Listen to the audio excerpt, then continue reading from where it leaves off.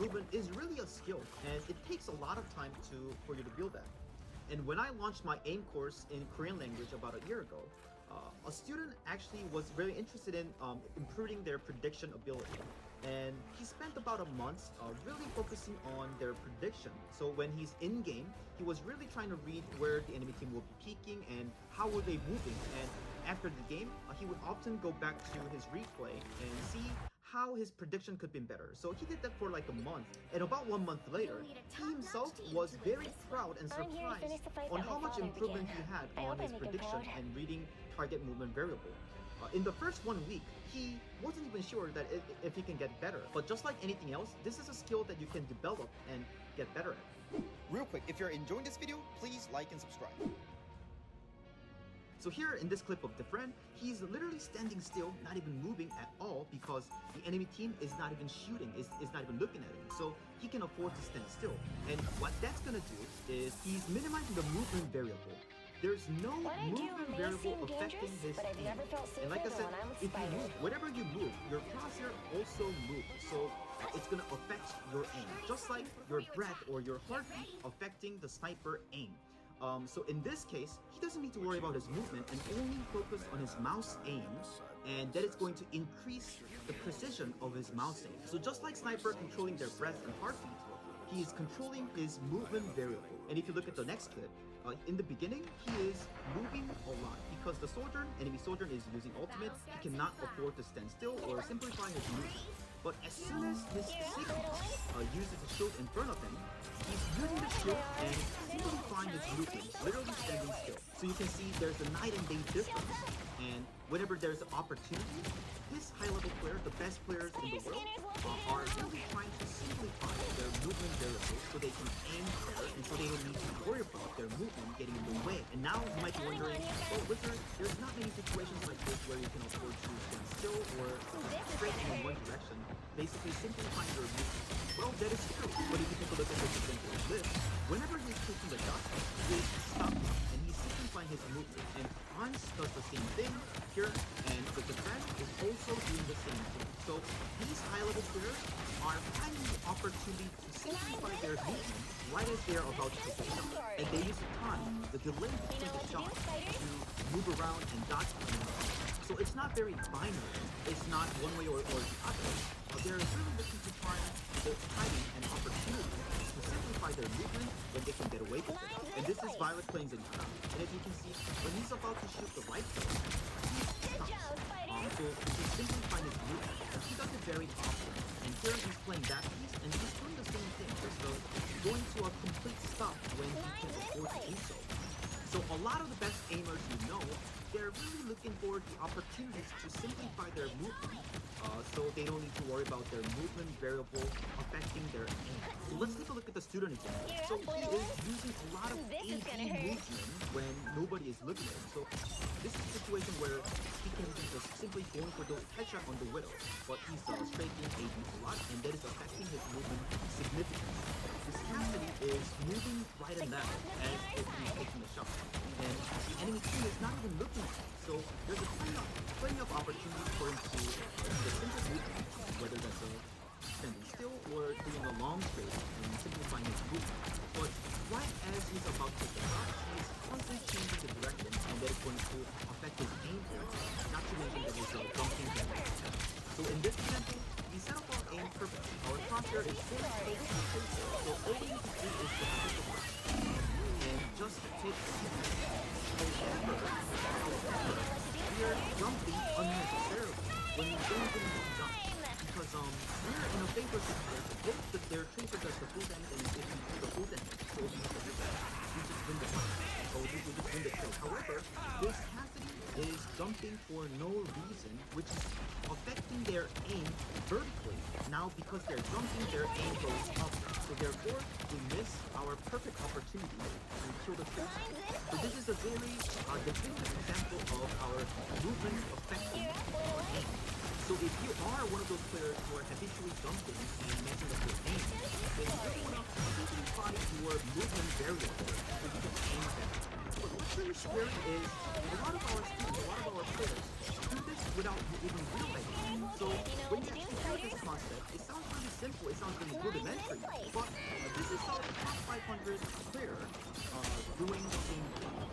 there's a very good opportunity to simplify their movement and just focus on their mouse.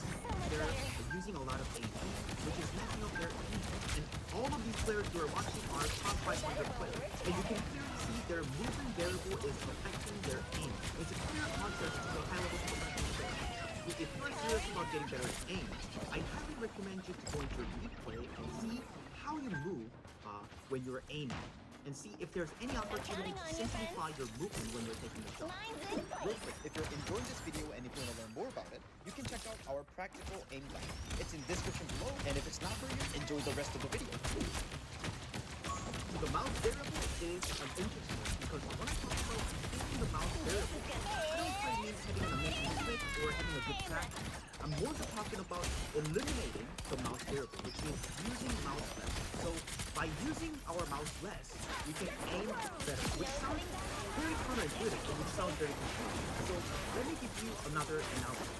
So let's say you have a store-bought spaghetti meal kit. So the only thing you need to do is put them in a microwave and you get a pretty okay, pretty decent spaghetti. So it's not really the best spaghetti you can get, but it's pretty okay spaghetti. So in this case, the only variable you need to worry about is the time you set on the microwave.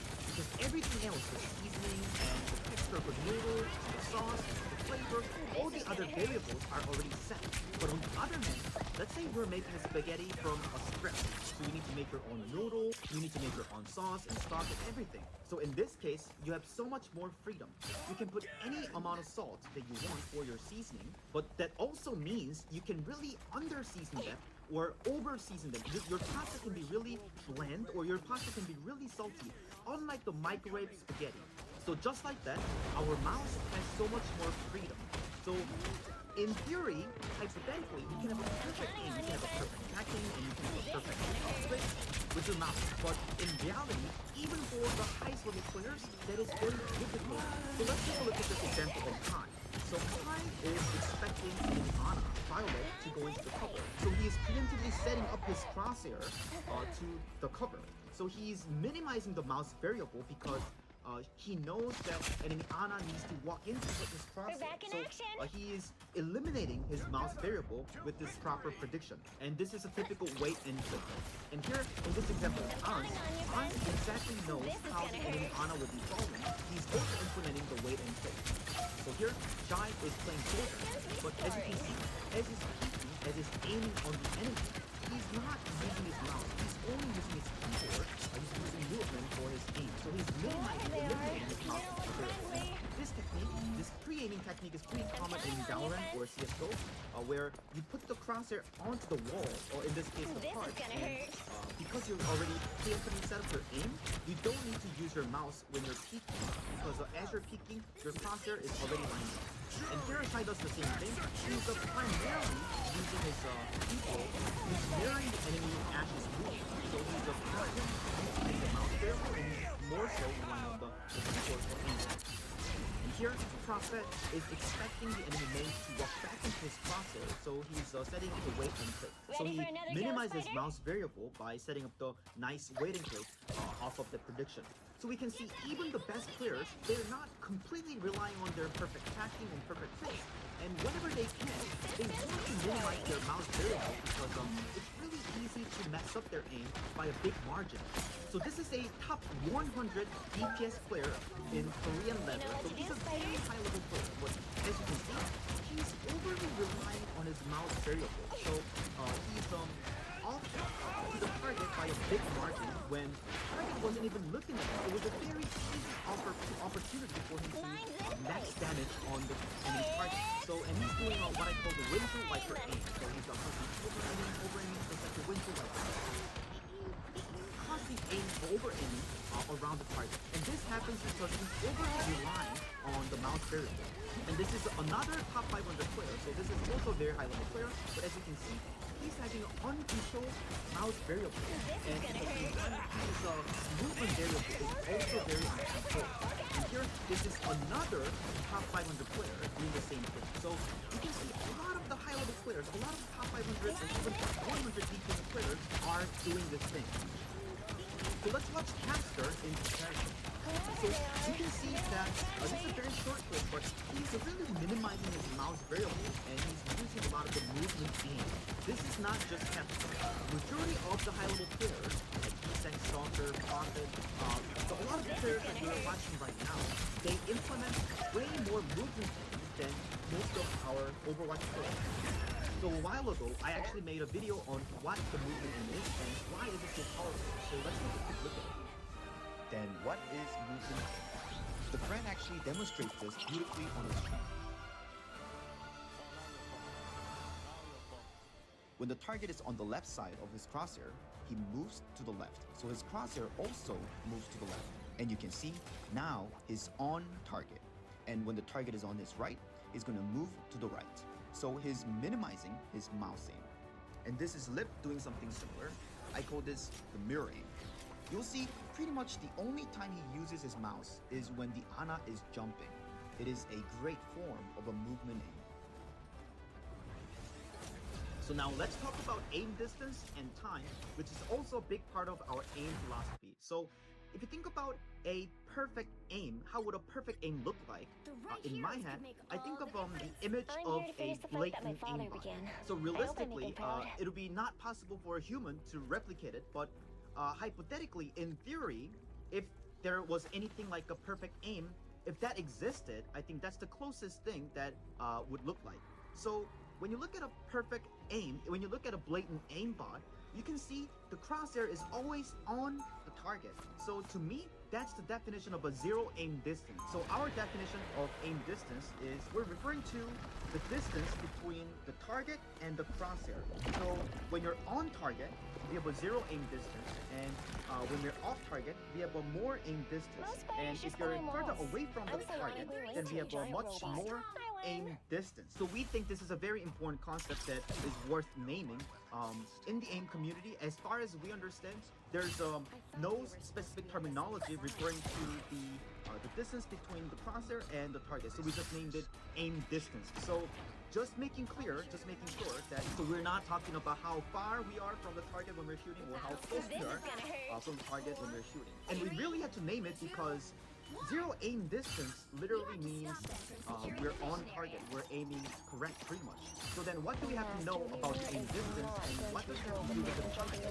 Well, first thing is if you are zero aim distance, so if you have a less aim distance, so this is going to be less aim distance and this is going to be more aim distance. Generally, I think it's included for a lot of people. The slower aim distance you are, right before taking a shot, it's an easier shot. And this is the easiest, obviously. So the zero aim distance is going to be the easiest. And slower aim distance is generally easier. And more aim distance, like being 80 and then taking the shot right away, would be much more difficult. So right before you take the shot, a quarter second before you're taking the shot, how close you are target, how close your crosshair is to target is going to determine how easy or difficult your shot is going to be. But even besides that, I think it's intuitive enough to see that if you have a more aim distance before the shot, the difficulty of the shot is going to be higher. So let's take a look at this example. When people watch this, I think a lot of them would think it's a nice shot, and indeed it is a nice shot. However, Trevor and I think, in our philosophy, it wasn't really the right process because when he was about to take the shot, about a quarter second before he was taking the shot, his aim distance was pretty far. His crosshair is not right next to the Ana, so it's a pretty far click. It's a pretty far click shot. So a lot of the professional players, a lot of the high-level players would do a what we call the positional click. So they're doing a flick without taking the shot to minimize the aim distance first, and then after making the shot easier, they would do the final adjustment after minimizing their aim distance first. And then Genji is using Blade, so he first does a flick, but he's not doing a flick shot. He's just flicking to minimize the aim distance, just from getting his crosshair closer to the Genji. So now we minimize the aim distance, so now our aim is much more easier. We have a much higher chance of actually hitting the shot. So after minimizing the aim distance with the positional flick, then he takes the shot. And again, this is Prophet, one of the best aimers, so he has a perfect, really great mouse aim, but despite that, even with that amazing level of mountain ability, he's only trying to minimize the aim distance. So setting up his shot, he's the next hit is from An, and An obviously is one of the best aimers out there, and he's doing almost a step motion, not even two-step motion. So first he does a flick, not a flick shot, he does a positional flick. To minimize the aim distance, but the Tracer used another flick, so he does another positional flick, the Tracer, and actually after confirming that Tracer is closer to the crosshair, then he finally takes the shot, and right before taking the shot, he does what we call the small positional tracking as well. So the terminology that I'm using a lot, the positional aim, is when you're aiming, when you're moving your crosshair, not to actually shoot the target, but to minimize the aim distance. And just like the clip said before, if someone is aiming to minimize the aim distance, then there will be a positional aim. And a lot of players do skip this positional aim. So let's take a look at this example. In this clip of Prospect, and the soldier is jumping at him. And as you can see, he's as a Widowmaker, he's tracking a little bit. So when we're doing the tracking, we're not going to actually damage. But because we're tracking, if you're doing the tracking perfectly, during the tracking time, we're keeping our aim distance at 0. So when you actually click as a Widow, when you actually shoot, because you are already landed, because your crosshair is already at 0 aim distance, or at least you are reducing the aim distance, when you actually pick the shot, you have a much higher percentage. So a lot of players, even at like a pretty high level, they only do tracking for when they're tracking vanillas like Daria or Soldier, but if you implement this tracking, positional tracking as Cassidy or Ashe or Widowmaker, then you can reduce the aim distance, so when you're actually taking the shot, you have a much higher chance of landing the shot. And against the Soldier here, he's doing that again. And this is on practicing positional aim, positional tracking as Widowmaker. So if he's not tracking with Vital, maybe just going to the plate, he would have a less consistent shot. So let's take a look at this student example. So this is a top 500 student, and he's playing Genji, which is not a tracking gun. However, he's only aiming at the shot time. So if you look, he's taking the shot and his aim stops. He's not updating his aim. He's not doing a positional aim to minimize the aim distance, so making his aim easier. So he's having what we call lazy aim. So he's wasting time. He's wasting the downtime, the delay between the shot. Whereas a lot of the high-level players use this downtime to line up their shot and minimize the aim distance, so making their next shot much easier. So time is a currency that you can pay to minimize the aim distance. So if you pay time, just like money, if you pay time, you can reduce the aim distance. And if you reduce the aim distance, your chance of hitting the shot is higher. And the only time he actually hits the shot is when the crosshair is already lining up on the target. And other than that, he's missing every single shot to hit. And this is the same player, and you can see the same thing in this clip as well. He's not utilizing the downtime to minimize the aim distance, so he's constantly going for a pretty big clip. And this is a lower level team. I think this is around diamond level. And as you can see, he's not pre-aiming at where the soldier, where the enemy will be. So because his aim was off, because his aim distance initially when he was shooting the soldier was off, because we have a farther aim distance, so we're behind the target as we're catching up to the target. So we're missing a lot of damage as we're getting onto the target. Whereas if we aim at the corner where the enemy would be hitting, I think we would be hitting first 5 or 6 bullets instead of missing them. So how I would like to phrase it is, let's say a high-level professional players are aiming maybe 30 times per minute. So they're constantly updating their aim, like pre-aiming and where the enemy is shooting. And even between the shot, they're updating their aim, doing a positional aim. And maybe top 500 students or Grandmaster teams are aiming 15 times per minute, which is about half. I mean, this is not the exact number, but I'm just giving you the general impression. So ask this question to yourself. In 1 minute of gameplay, how many seconds am I actually updating my aim? How many seconds am I aiming? So we learned a lot today. So we learned about controlling the variables and what the aim distance and how does time affect our aim distance. So this entire philosophy is something I really believe in. I started playing very young, so when I started out, I wasn't thinking about any of this. I just thought really about, was I hitting my shots or was I not? The process didn't really matter. And it wasn't until I started seeing some of the best players in TF2, like the players I really looked up to, they were tracking a lot. And this was on Scout, like a class game. And I remember just thinking like, oh, the aim looked like so beautiful. And honestly, I just copied it because I just thought it looked nice. But this has a practical application in my game. And I've noticed the most consistent players in the game were the ones that were doing a lot of the tracking. Whereas there were some other kinds of players who I think would have a very like beautiful flips, but they were kind of inconsistent. And that was something I noticed in my game. I was very inconsistent because I relied on hitting a lot of difficult shots, which I was proud of. At the time, I was actually very proud of it. Like, oh, I'm like so good at hitting these like even 180 shots. You know, like, oh, someone's behind me. Yeah, going for the flashy shots. And I was very good at that. And I was a very movement-oriented player too. So I'd be like jumping on someone's head, doing a flick shot downward. But that led to some inconsistency issues because I was constantly taking those difficult shots. I wasn't making use of my time where, oh, I don't actually need to dodge and shoot right now. I don't actually need to flick. I can kind of take my time. I can track the target, put in the extra effort before the shot. I'm not judging. I'm here to finish the fight that my father began. I hope I make him proud. And there's a big difference as I go through my career in how my aim looked. Because mechanically, I think I kind of hit a somewhat of a plateau where I was consistently getting better, but not as fast. But my shot timing and my application of my aim, of my tracking, of my flicks, never stopped getting better. And that's something you can always keep improving. So this is the whole video. There's other important factors for aim, like your posture, improving your raw aim mechanics like your flicks and tracking.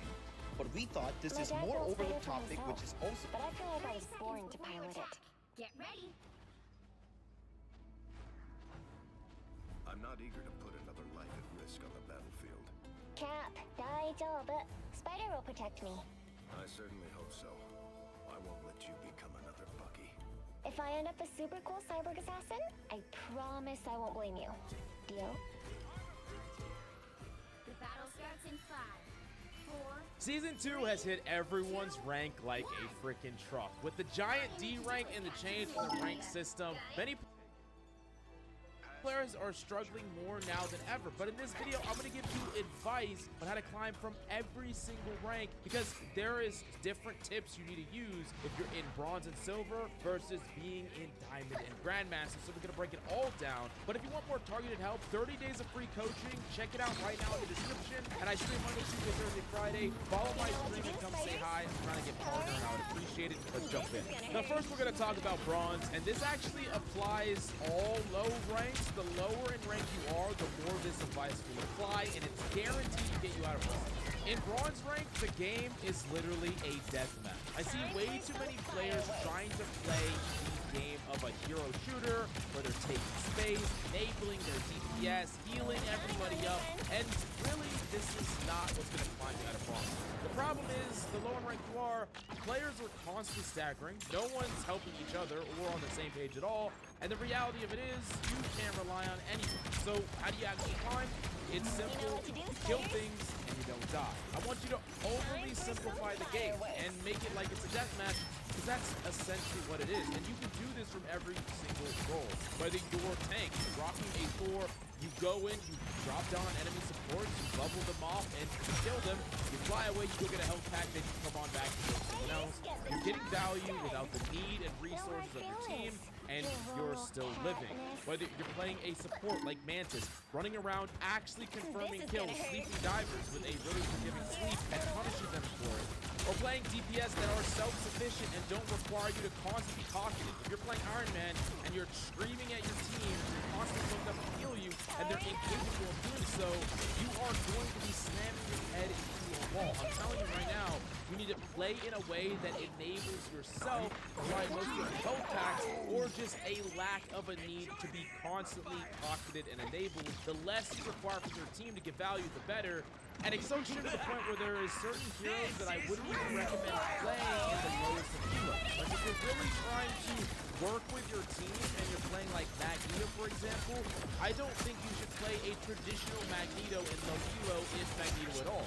If you're gonna play Magneto, you need to be far more aggressive and even play untraditional aggressive angles. Focus less about you taking space and enabling your team, and more about you getting kills, using your abilities really selfishly, and trying to leverage the fact that you can shield off enemy DPS and burst them down really hard with your ultimate fire. But really, I would not even really recommend Magneto in low elo at all, even though he's dominant in high elo, because he's a character that plays the game of a hero shooter incredibly well, but not necessarily the character that plays the game of a deathmatch very well. And I know that this is a weird concept, but I promise you, the higher in rank you climb, and really quickly after you climb out of bronze and even silver, you'll be able to play a real hero shooter, like the real game. But until then, I want you to not focus on a lot of these advanced tips and tricks and things that are gonna really be, you know, slamming your head to the wall, trying to do something that no one else wants to be along for the ride with. Is just gonna make you frustrated.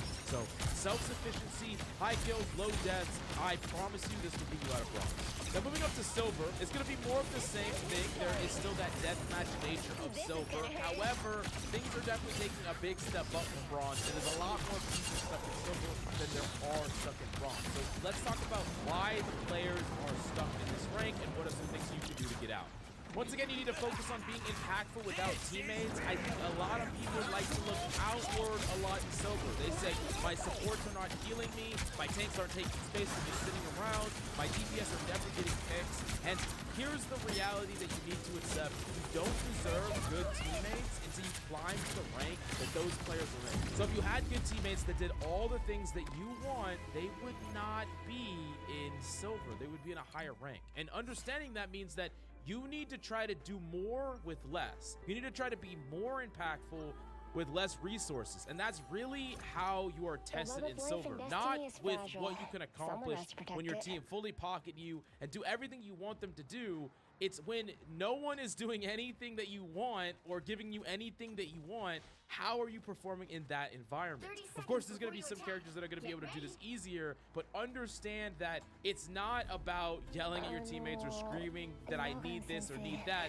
It's about trying to find ways to still be impactful individually, even in spite of what your teammates are or aren't doing. Now, there is an easy cheat code here, and it just comes down to not soloing. If you are duoing with a partner that both of y'all are enabling each other, this is going to be better than just playing with a whole bunch of randoms. And I do think that, especially in the lower ranks like silver, having at least one person that is on the same page as you and is helping you accomplish what y'all both want to do, both of y'all being on the same page, is going to be a really big thing. And I think that getting a duo can be just fantastic. Not only for your rank, but also for your sanity. Now, on an individualistic point of view, I want you to not waste your abilities. I've bought reviewed quite a few silver players. We actually do bought reviews sometimes on the channel. Definitely follow down below so you don't miss out on the bought review streams. But I see a lot of wasting of abilities.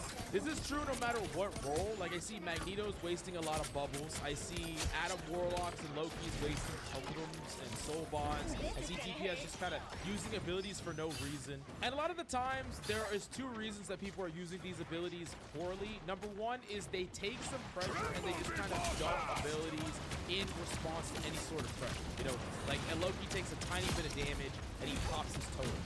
And same thing with Adam's soul bond. And the thing that you can do to stop doing that, wasting abilities under a little bit of pressure, is I want you to start to limit test your abilities a bit more and to really get a grasp of when you're gonna die for no reason and when you're not. Like, oftentimes this comes from the fact that you're scared that you're gonna just get killed and picked out of nowhere, and you're just making sure that if you press it right now, you're guaranteed to be safe. But the reality of it is you're actually setting yourself up to die very soon after your abilities wear out, right? So you're saving this moment, but it's really just a band-aid fix to a problem that is going to keep coming after you over and over again. So learning how to be more calm under that set of pressure, I think is really important. That's one of the reasons why I think the free-for-all mode, where you're actually just running around and fighting enemies, this is actually a really good, useful mode to learn how to be calm under pressure and use your abilities under pressure. I think it's actually really useful. The other way that people are wasting their abilities is they are just kind of feeling like they need to do something. They're like feeling like they need to get value somewhere. They need to use this ability. And I don't necessarily think that that's a bad thing, but I want you to identify when you're okay, like when things are fine, like when the fight has not started, or when you don't need to do anything. Like, it's okay to not constantly be active. I think that it's important to understand in a hero shooter, it's not about constantly having really high uptime. It's about the moments that you perform when things happen.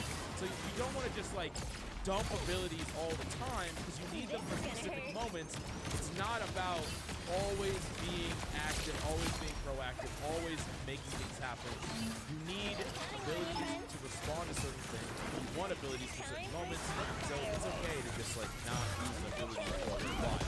Another really important thing about Silver is you need to ignore the meta. I know that I personally make a lot of tier lists, and I know a lot of people make tier lists. A lot of that is for fun. It's interesting to learn about the meta. But I'm going to be honest with you, no meta tier list has anything to do with Silver. They don't have anything to do with each other at all. And the thing is, a lot of the reasons that you complain about things that happen in Silver, your team in Silver, that's directly why the meta would not matter in Silver. Like, last meta, the meta was Bucky through in Cross because the Bucky would hook someone in, and a group would wall them off. How are you going to get that level of coordination in a solo lobby? You're not even getting two people doing the basic things together 99% of the time, and you know that personally.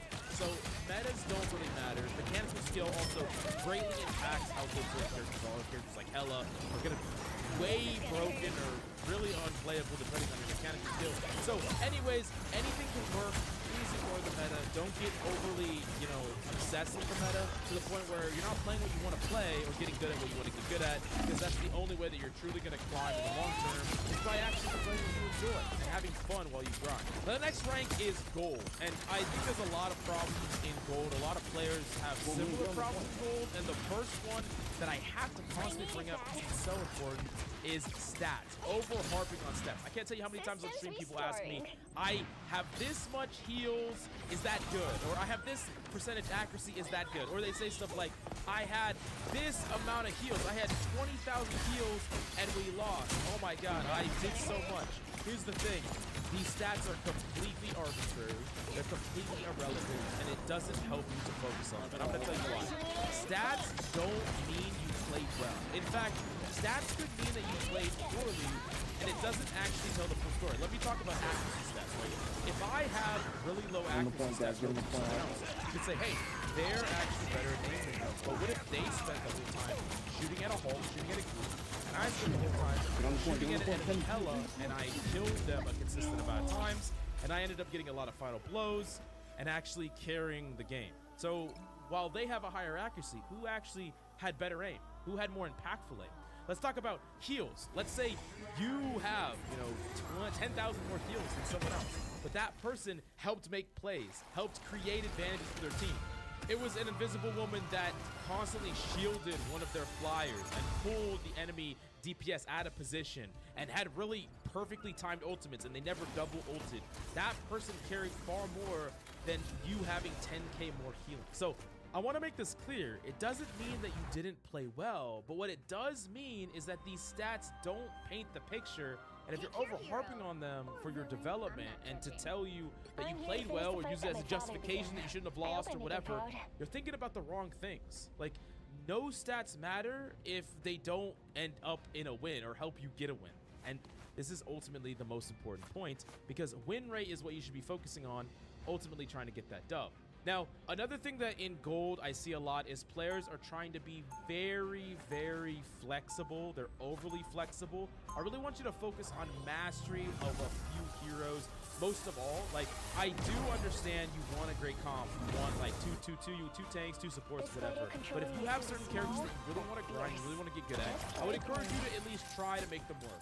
Walk out of spawn with them, maybe fight with them one time. If you have to swap, you have to swap. Just don't make it easy to swap. Because what happens is that if you always swap, like if you always swap off the character you want to play, you'll eventually never play them. And then you'll just like always be filling. And then you'll be salty about filling all the time and you'll be angry. I really want you to enjoy the grind and play characters that you actually want to get good with. And have reliable characters in several roles, not just one role, but don't, you know, learn the entire cast, right? You don't want to have 10 heroes in your hero pool because you're really going to be lukewarm at all of them. One of the things I like to say is, like, let's say you play 10 hours a week and then you play 5 heroes divided equally. You're playing 2 hours a week on every hero, and then there's so many different maps, so you're not getting a lot of repetition, right? You ideally want to have repetition on every character on every map, and then against a lot of variety of characters, because every time you play a character against another character on a certain map, you're learning, right? You're adapting, you're taking in the information, you're finding good positions to play, and if you're constantly swapping, you're just not doing these things, and that's how your skills get stagnant. Now, there's one last thing in gold that I would say you should focus on, and it's an easy one to do to build more consistency into your impact, and that's finding consistent value with your ultimates. I think a lot of people want to VOD review and look at their games, but they don't really know how to improve. Like, what are they supposed to focus on? I would highly recommend doing a VOD review when you can and just looking at your ults. How are you ulting, and what times are you ulting? Like, what was this deciding factor? It's really easy if you look at an ult and think, why did I decide to ult here? Was the ult necessary? Were there things that stopped my ult? Did I or did I not get value, and why? These are really simple questions you can ask yourself. But if you just ulted and I ask you, why did you ult? And you say, I don't know. And I say, did they have defensive ult? And you say, I don't know. This is really bad, right? You're coming up with no reason. And if you don't base your decision-making with your most powerful ability, which are your ultimates, after something that is like fundamental decision-making, then you're doing things purely based on intuition. And here's the thing. If your intuition was top tier, you would be a top tier player. My intuition is not top tier either. I have to base my decisions based on information and logic, not intuition. Like, there are a handful of people in the world that have crazy intuition and they can just go off of it and be a top tier player. That's not me. That's not you. We need to base our plays based on logic and reasoning. So even if your logic and reasoning was wrong about why you should use your ult, maybe you thought, hey, they don't have a defensive ult, I'm gonna ult here because they're on the back foot, and then you pop your ult and it doesn't work out. I would rather that, because then we can work on that and figure out how to make better decisions than doing things for no reason or just purely off of intuition. Working off of intuition is the wrong thing to do because, once again, our intuition is not good, and that's what we need to work on. That's how we get better. Then we move on up to the Wild West and Plat. And I said this before, but it's an important point about Plat. Plat is the ultimate mixed rank of all kinds of players. We have great aimers, we have great gamers in other games, we have people new to hero shooters, but they're talented in other games. It's kind of a huge mixed bag. Some people will really understand the meta, and they'll understand complicated interactions. Some people will just be mechanical gods, and it's just like a mixed bag of random things. So how do you succeed in this environment? And I really do think that it all comes down to the hero shooter fundamentals. Really, Plat is where I think the hero shooter aspect of Rivals really kind of shines through more than anything else. And what are these ultimate hero shooter fundamentals that you need to learn? First one is effective range, which allows you to make fights easier. So every single character is going to have a range where they're most effective. This is the sweet spot where you want to fight enemies in that effective range, right? So like Magneto has a very particular range, and then anything closer in range to that, he can be pretty effective in, but anything further than that, not so much. Black Widow has a really far effective range. She ideally wants to maximize that range, and different characters have different effective ranges. But you need to not only understand your character's effective range, but also the effective range of characters that you're trying to fight.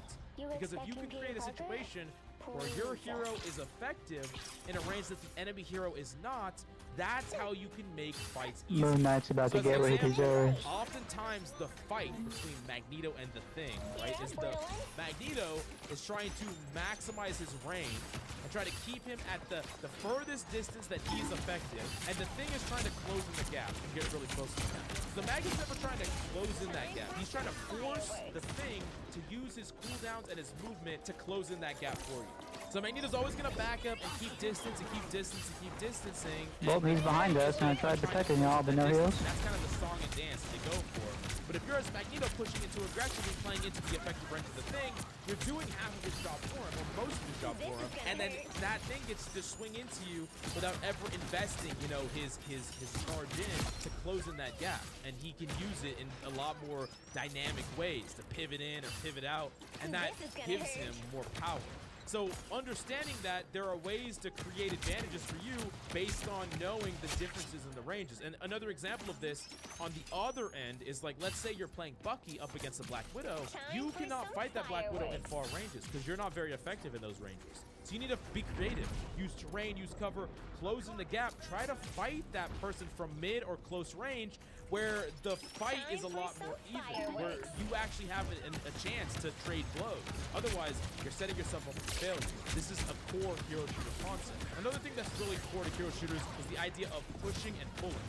So in general, when your team has an advantage, you should be pushing in more aggressively, and when your team is at a disadvantage, you should be pulling back, giving space to the enemy team. What this does is that when you have an advantage, you're trying to roll over the enemy team and force a fight with that advantage. When you have a disadvantage, you're trying to back up and give way for the enemy to take space without crushing it. So one of the best ways, the best examples I give here is like Agario. So Agario is the idea where there's a whole bunch of bubbles that people control, and if the bigger bubble walks into the smaller bubble, it absorbs that bubble and becomes massive. And if you're the smaller bubble, you need to avoid all the bubbles bigger than you, and you need to eat the bubbles smaller than you, right? This is a fun game, but it also directly actually correlates with this concept where if your bubble is smaller, you do not want the fight to be forced. So if I'm playing with 6 people and 2 people die, and the enemy team has 6 now, so it's 6v4, I do not want to allow the enemy team to walk into me, because if they walk into me, if their tanks walk in, if their DPS walk in, if their team walks in, the bigger force, the more powerful force with more HP and more cooldowns and more damage will destroy us, right? So they want to push in and close us out. That's the pushing. That's what they're trying to do. And we're trying to back up so that we don't get crushed, right? So we're pulling. And what that does is as we're giving space, if at any point some of them get overeager, maybe a DPS gets overeager trying to push us out, or a tank, and that one person pushes into us to the point where they isolate themselves, right? Because they're going ahead of the pack. They're not on the same page with their random teammates. Now they're isolating themselves into our group of 4. And now it's a 4v1. Guess what? We're the bigger bubble. So we eat that one person. And now it's a 4v5. It's not as big anymore. And now we don't have to back up nearly as much. And maybe someone else messes up, and now it's a 4v4, and guess what? Now it's even. Now we don't have to back up anymore. Now we can actually poke and prod and fight each other in the neutral, and maybe we can even kill somebody and then push in and then turn that fight. But this is a big, important concept because so many players want to push when they should be pulling. So many players don't push when they should be pushing. And the only way that you can do this properly is by constantly taking note of what your team is doing and constantly taking note of who is advantaged in a fight. Is it the enemy team? Is it your team? Who's alive? Who's dead? Always have an eye glued to the top right. The better you get used to this, the better you'll be as a player, because you really need to know who's alive and who's dead on both sides of the battlefield. Now, positioning is a big one, and I have an advanced positioning guide. I actually have 2 that you should definitely check out, because positioning is a really complicated concept, but the core fundamental I'll give you is that good positioning gives you options. Options to chase, options to run. The more options a piece of positioning gives you, the better that positioning is. It's an oversimplification. I would highly recommend you check out those videos. Last up is mechanical practice. If you are not warming up mechanically, then you should. Every single person should be having a small but concise warm-up routine that makes it so that you can play near your, normal capacity for aim. I know a lot of people that they jump right into ranked and they're not mechanically warmed up and they throw the first 1 or 2 games of the day, and that could be the difference between a 60% win rate and a 40% win rate for the day. So warm up, focus on your mechanics, and of course we have aim guides coming soon on this channel, so smash the like, subscribe to yourself. Now we roll on over to the Diamond rank, and there's a couple of core things that you need to learn in Diamond if you really want to make it past Diamond to Grandmaster. Number one is learning counters and matchups. We did talk about effective range, which is part of this, but I think this is a little bit deeper than that, where you're really learning how to be effective against the people that you dominate. You should identify them, all right? Like, if you're a certain character and you have really, really positive matchups against some characters, learning how to feast on those characters a lot is important, and also learning how to be effective against the things that shut you down. I think it's really important you don't just fall over to whatever the counter is. You don't see a counter to your character and fold. Understand how to still get value. How are you supposed to play the matchup? What are you supposed to do differently now that there's a Namor against your Black Panther? Or what are you supposed to do differently now that there's a Hawkeye against your Hela? Or now that there is a Diver against your Luna, or there's a, an Emma against your Cap. Like, how do you play different and still be effective? What can you do? And there's a limit to what you can do against multiple things. I think everything can be played around to an extent when there's 6 players on both sides of the battlefield, whether you're ignoring them, focusing on what you can focus on, whether you're, diving their backline because you can't touch their flyer. There's always ways to adapt. But also, if the enemy is hard stacked against you, you need to know, okay, I can actually swap here and get value in a really easy, seamless way. And learning characters that are good against what shuts you down is also a way to be consistently effective. And I think it's very smart to just extend your hero point away that, like, if they're going to go hard counter against you, you can play this other character that just doesn't get counter by any of these things at all. That being said, you still need to make it difficult for people to force you off your main. If you're always running to a different character when you're just countered by the smallest thing, then you're never going to really push your heroes to their limits or to the next rank's limits, which is where you really want to go to. Another thing that I think is important once you're in Diamond is to learn the meta. And I know that before I said you can ignore the meta, you can climb to the highest elos with anything, and this is still true. You can still climb to the highest elo, all the way to top 500 with any hero in the game, but that doesn't mean that you can ignore the meta. I think it's really important that you understand what people are playing, what strategies are good, what's being effective, and how people are playing, not only for just bans, but also to know how what you're going to do lines up against them. Like, I'm not saying be a slave to the meta, but I am saying understand how your hero lines up against the meta heroes, and what is your game plan against everything that is played in the meta, because you're going to play against them a lot. Like right now, let's say you're a Magic main, Psylocke is really good. If you don't know what your matchup is against Psylocke, how you're supposed to play against her, whether you ignore or fight her or wielder or whatever, then you don't really have a good idea about how you should be playing from game to game. Knowing how you're going to fight against Emma, how you're going to fight against Psylocke, how you're going to fight against Mag, how you're going to fight against backline support, what is your plan against what support, and all these things are really important things that you can ask yourself and build a game plan around that you're effective into the meta, even if you're not playing the meta. The last up, I did mention it, but Diamond is a place where you really need to grow mechanically. Once you get to this point, while I think mechanics were something that you could more or less ignore and still succeed, it's not that case anymore. If you have bad mechanics past this point, it's gonna hold you back from being effective. Because one of the things about mechanical skill you need to understand is that it impacts everything. Like, if you're creating a good play on paper with your game sense and your positioning, but your mechanics are just not cutting it, you can fail a game plan, or you can fail the whole play because your mechanics failed you. Because all mechanics are is consistent action, the ability to replicate that consistent action and be reliable in that action. So that means growing your mechanics, and there's a lot of different ways to do that depending on your hero. Whether that means having a consistent routine, whether that means doing something like aim labs, optimizing your equipment, or I'm gonna, like I said, post an advanced aim guide on this channel that you can check out. There's a lot of ways to further develop your aim, and while having great aim could have carried you to this point, and now you have to learn other stuff, I think it also could hold you back from this point on if you've learned all the other stuff but don't have good mechanics or haven't developed your mechanical skill. The next up is Grandmaster, and in Grandmaster there's a lot of things that you're being taxed on. First off, you need to perform above and beyond. Oftentimes, a Grandmaster player cannot just be a passive player that lets the game go live, where you're not making a lot of mistakes, you're not making plays either. I want you to make mid-fight plays. I want you to really try to create an advantage for your team. One of the things I say is that you can create an advantage for your team with the right mechanics and the right understanding of the game from every role. So let me take you through this example. Let's say that there is a diving Black Panther on your team. Now, you as a Magneto, you can bubble the support, that's dope. You could right-click stun the Black Panther and potentially create a kill on that Black Panther, or at the very least stop his play. All with your mechanics, scouting, and understanding. As the Luna, you could have froze the Black Panther, potentially lining up the kill and just carrying that fight with your mechanical skill. And as a Hela, you could, stun him and tap him, or make a flank play on their support and tap them. Like, mechanical skill and understanding combined with reasonable positioning can create tons of mid-fight and pre-fight plays that you can carry.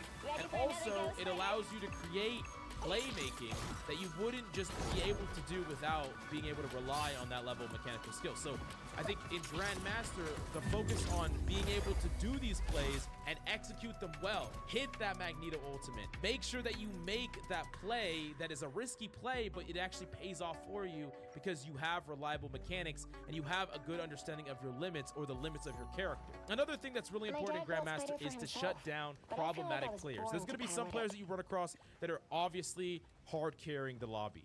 Maybe it's just that lobby, or maybe they're just an insane player, but they are having a game and they are making the entire game about them. What can you individually do to mess up that player? How can you take that player out of the game, make them ineffective, or just simply make sure that you're not the liability that is getting farmed by them?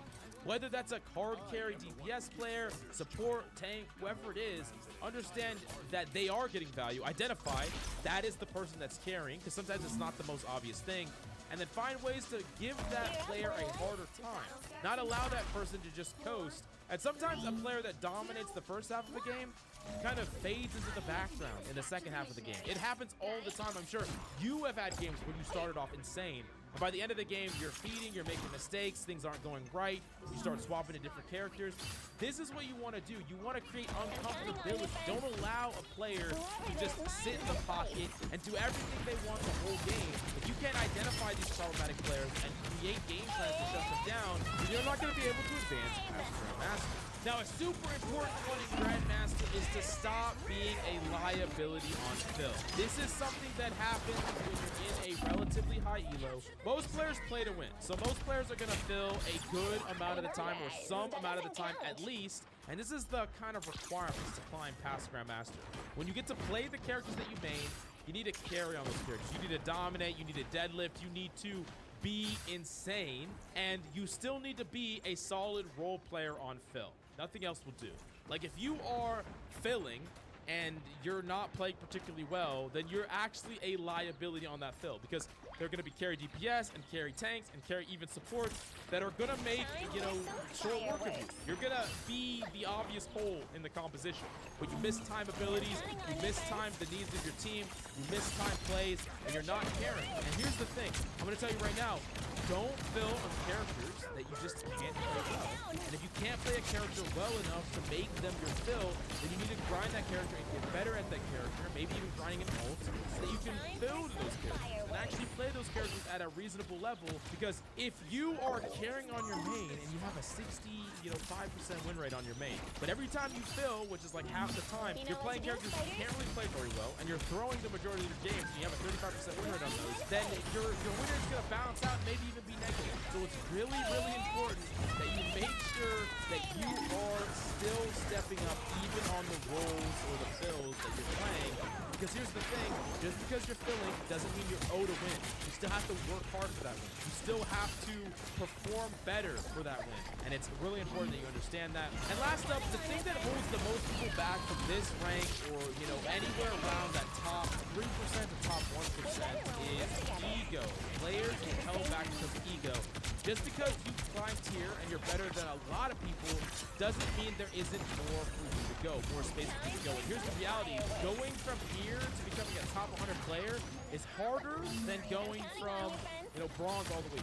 It's very difficult to advance past this, but everyone's dedicated, everyone's grinding, everyone's focusing on self-betterment. Everyone has good peripherals and good equipment and all those things that, other people just don't do, all the little things that kind of set them apart. Everyone has that here. So if you allow ego to consume you, then you're going to be stuck in rough, because ultimately what ego is that you're good enough. You don't need to improve. You don't hold yourself to a high standard. But if you do have an ego, I want the ego to exist in the game itself, like you're the best player in the world and you're going to perform and you're going to do everything you can, and it's expected of you to do it. Not of your team to do it, but of you. And then when you leave the game, when you're out of the lobby, when you're out of the game, now you understand, okay, I need to go. There's some things I messed up. But it's okay to have that ego because it's partially confident. Just don't let it consume you and allow it to turn into toxicity or allow it to turn outward, because if it's turning outward, if you're complaining about your teammates, then your ego's not strong. You didn't do enough to carry them. Who cares how good they are or bad they are? It has to do with you and your self-better. If you can't think about it that way, then your ego isn't really strong enough to have an ego at all. Now, last up is Celestial / Top 500. Right now, most of Celestial is in Top 500 and then Top 500 rank. And here's the thing about Top 500. At this point, everyone has top tier of most of everything. Mechanics, game sense, positioning. Now, I'll say that at the highest level, it's more about the mistakes you make, not necessarily the good plays you make. Like, you're trying to minimize your mistakes to the smallest amount and play as close to perfection as possible.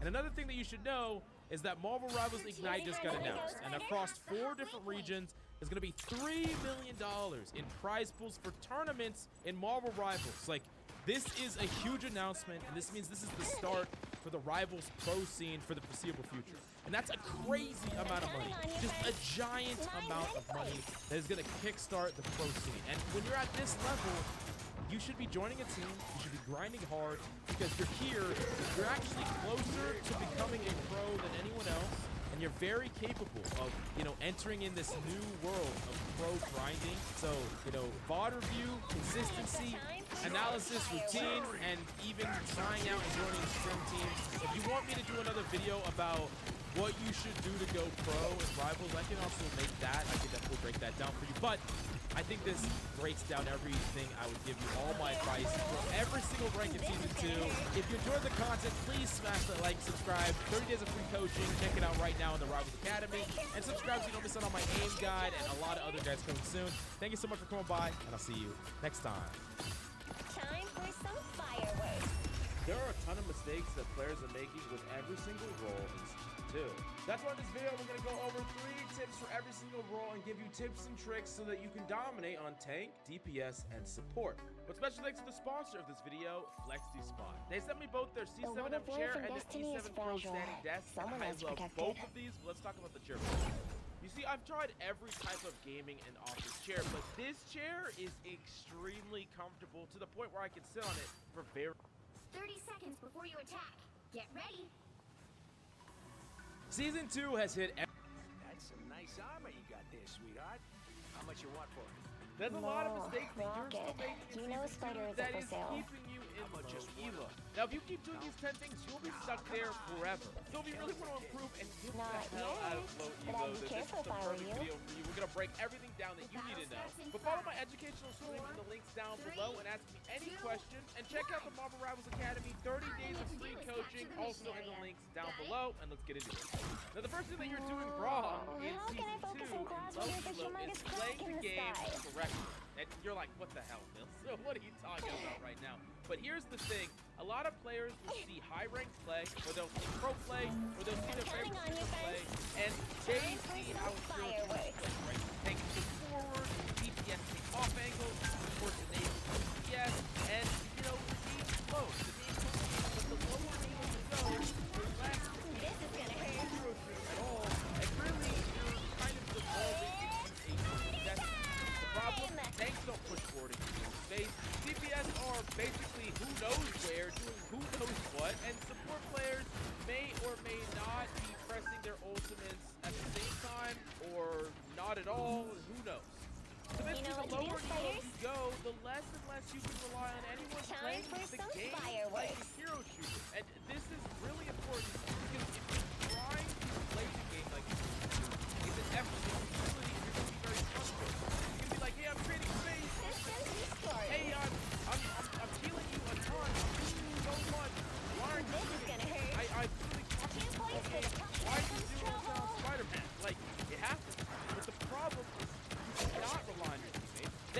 idea what they're doing, and frankly, neither do you, because you're trying to enable people that don't know what they're doing, and that's just, once again, you're spinning wheels, right? So what do you do? What do you do in this environment? How do you actually find it? Well, the simple thing that you could do is get kills and don't die. This is taking it super simple, just like you would be playing in a deathmatch or a football or freaking COD.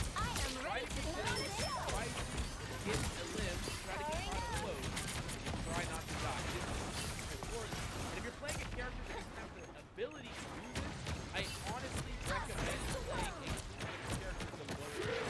There are going to be certain characters that are more pure enabling characters. Let's say like Rocket, that's a really good enabling character. And while I think you can definitely get time on him, you're not going to hard carry him up. You're going to pocket a tank, pump up, shield, enable people. You're going to res, you're going to hit Spider-Man, then he's going to go int again. Like, this is going to happen a lot. But you can just play play a Mantis, you can play some other support that has the means to actually get kills and be proactive and take angles yourself and punish enemies. Just needed And a then few for tanks, repairs. like if you're playing a traditional tank, like you could play a Magneto, You know what and I to think do, Magneto spiders? can actually still carry if you're really aggressive with them, taking aggressive angles. But there are other tanks that I think are more free to do what they want to do. Characters like Thor are really, really good in low elo because they can go and fight people as a pseudo-fat DPS. They can be very counting on you, Ben. self-sufficient, and when they need heals, they can just go right back to the support and sit on them or go to a health pack, and they can go contest a Moon Knight or whatever and kill them. So characters that are more self-sufficient or have the means to be incredibly self-sufficient are going to be support designed to be always going to be I can kill and not die, or the more effective you can get doing those things, the better off you are, and it has no one else at all. And I do think that as you climb more and get higher ranked lobbies, you can start to play the more hero shooter aspects of the game. You need to learn those aspects of the game, but don't try to force those aspects in an environment that is just not willing to play along at all, and you're just going to be really frustrated and you're going to get stuck in a rut. And then number 2 is seeking a perfect composition. So one of the biggest complaints I get with a lot of my students, a lot of people that I coach in the comment section, is they say they are always forced to fill. They say they want to play DPS, they want to play this character, but they always have to fill. And one of the things I'll say is, one, you're never forced to fill. I think you want to win more than you want to just lock the 4th or 5th DPS, and I think a lot of people thank you for it. I think that's important to do, but don't make it so easy if that's not your goal. Because here's the problem. If you are, let's say, in silver, right, and you really want to become a diamond or grandmaster DPS player, but every time you look at a comp and it's not perfect, it doesn't have 2 tanks, 2 DPS, 2 supports, it doesn't have the perfectly optimized support combo, it doesn't have the perfectly optimized tank combo, you're swapping. You're like, I'm not going to win this game if I lock 3rd DPS or 4th DPS here, or whatever. I'm not going to win this game. So I am just going to swap. I'm going to swap. The problem is you're going to swap too much. I'm here You're to trying finish the to fight seek that my this perfect father combo. began. You're going to keep I hope I swapping, make keep him swapping, proud. keep swapping. Guess what? You're going to climb. I promise you, you will eventually climb. But guess what? By the time you're in flat or maybe close to diamond, you're not going to be a diamond tier DPS player. You're not going to be capable of it. You're not going to be capable of carrying these lobbies because you never even gave yourself the opportunity to carry lower rank lobbies. Like if you couldn't carry lower rank lobbies and be effective in lower rank lobbies, even in competitions that aren't perfect, the comps don't get perfect in higher levels. Like they're still imperfect. And if you're trying to score the comps, you're either gonna always be filling or you're always gonna What I do like, may not seem as good as dangerous, you could. but I've never So felt this is safer than really when I was important. I want you to spider. play the characters that you want to play and try to make it work. Force it a fight. See what happens. Maybe you are that 3rd DPS, and maybe the comp isn't perfect, but try to make it happen anyways. Try to win fights anyways. It turns out that maybe you're the 3rd DPS, right? Maybe it's not great, but if you walk out on Black Panther and kill both their supports, it literally doesn't matter what comp you're on. It doesn't matter. You could be on freaking 5 DPS for all I care. If you kill both their supports instantly by yourself, it literally does not matter what the comp is. So try to make it work. And if it doesn't work, and you tried a couple times, it doesn't work, then you can fill. You can swap. You can play whatever you needed to play to win. But give yourself the opportunity to try. And also, I think other people are like more likely to swap too if you play a character right off the bat and you're effective. They at the very least know, okay, they're gonna fill, but they're filling for someone that has proven that they're gonna do something, right? If you prove that you can do something, they're more likely to fill for you. I think this this is a better philosophy than just looking at a comp, always trying to make the perfect comp, always trying to fill and flex, and really being unhappy with it. Like, if you're happy with flexing and filling, that's perfectly fine. But you can't be bitter and resentful about doing it. If you're gonna be like that, just don't do it, because it's actually hurting you in the long run. So number 3, this is a really simple one that I think is super important, and it's the idea of flipping objectives. This is kind of true from every role. A little bit more important for the tank role, but every role applies here. And the core of the message is that it is often correct to die. There are times where dying is the best thing that you can do. Let's say 3 of your teammates died and it's on Halo, right? They're pushing the objective, they're pushing the cart, and you're in a situation where you can't really run away, or it's unlikely. Your goal is to die, but to die with the cart not moving. How do you do that? Walk straight to the cart, force the enemies to kill you so that the cart moves. This means that you're not going to get stacked. This means that you're not going to run, 10, 20 feet, 10, 20 seconds, and then die late, and then by the time you're back, your teammates are already feeding again. Like, that is something that happens all the time. You need to die here. Another thing that's important is that, let's say you're playing King of the Hill, right? And you have control of the objective. While it is important to not be tied to the objective, we'll talk a little bit about that later. If the enemy team is fighting on the objective, it's really important that in a longer fight, you don't give up the objective control at all possible, unless you're winning the fight and then you can take it right back. Because here's the problem. Let's say you're in a situation where it's like 50%, 50%, right? You have control, your team can get up to 60. In a world where that fight goes on for a long time, both teams pop supportals, whatever, all of a sudden you're getting up to 70%, 80%. The enemy team will have one more fight, one more chance. You win that fight, you win the game. But on the flip side, if you flip it and the fight goes on for a really long time and then you lose, or even if you win, you give the opponent either more fights or you give yourself no fights or one fight. And it's really, really bad when this happens. I think that there's a checklist in your mind every time you're trying to go through a fight of things that you can do or things that you want to do, but things you're willing to give up and things you're not willing to give up to accomplish those things. So, I want to pressure the supports. I want to go make plays. But if the enemy team are going to take the objective, then I'm not going to do that unless the play is so juicy that it's worth it. Like, if I see both their supports 1 HP and I can walk off point and kill them, I don't care about flipping the objective. It's fine. But in most general situations where I don't really know what's going to happen, if I flip the objective, that risk is really, really high that, the fight plays out. I gave up all this %. And when you flip an objective on COG, you could be giving up 2 fights. You're losing your time that you would have been gaining, and they're gaining time that you would have denied. It's really, really important that you don't mess up this thing. And number 4, this is a low elo mistake, but it's really also a high elo mistake that drives me crazy, and it's not teleporting back. So here's the thing that I've come to learn, and I'm still learning, but it's important. Every person should learn how to use Strange and how to teleport back to the site. You don't have to be this guy Strange or anything like that. You just need to know, hey, I died first in a fight. We're playing a fight, it's 66. If I die, and any character, it doesn't really matter if I have ultimate either, because I can take, 50% back. But if there's a world where anyone dies, I need to be the one to swap to Strange. This means that if you're a DPS, you die, you swap to Strange. If you're tank, you die, you swap to Strange. Even if you're a support, you die. A lot of the time, you swap to Strange and you TP back, and you get an entirely extra fight when you're holding an objective. This is so important, and it's something that so many players just don't do. And it's actually just 3 fights, like a whole additional fight that you get to have multiple times a game that no one does. And the thing that you need to do is that you just need to evaluate. Should I walk back all the way from spawn here and hope and pray, or should I swap to Strange, get to come back, and then my team also all gets to come back and retouch the point? Think about that much power to just allow your entire team to refight with you and retouch the point. You're giving your entire team instant transmission back to the objective. It's just so insane, and it's something that everyone should do. Once again, just literally go into the practice room, mess around with teleport a little bit. It's not hard to do. You literally just put it right above an objective. You jump out, you fall down. This is one of the most powerful things that you can do, and I cannot tell you how many people just don't do this. Like, so many players don't do this. Even in higher elo players don't do this nearly enough.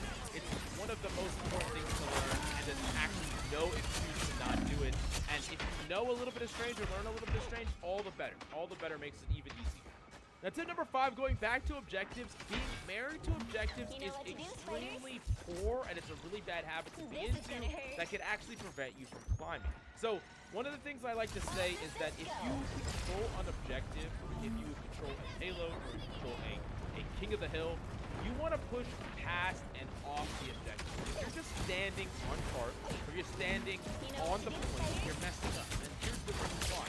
You want to create space in front of the objective so that when enemies want to start fighting you, you can back up relative to your advantage. Because we talk about, tanks and just general people. You want to be able to push in and be aggressive when you have advantage.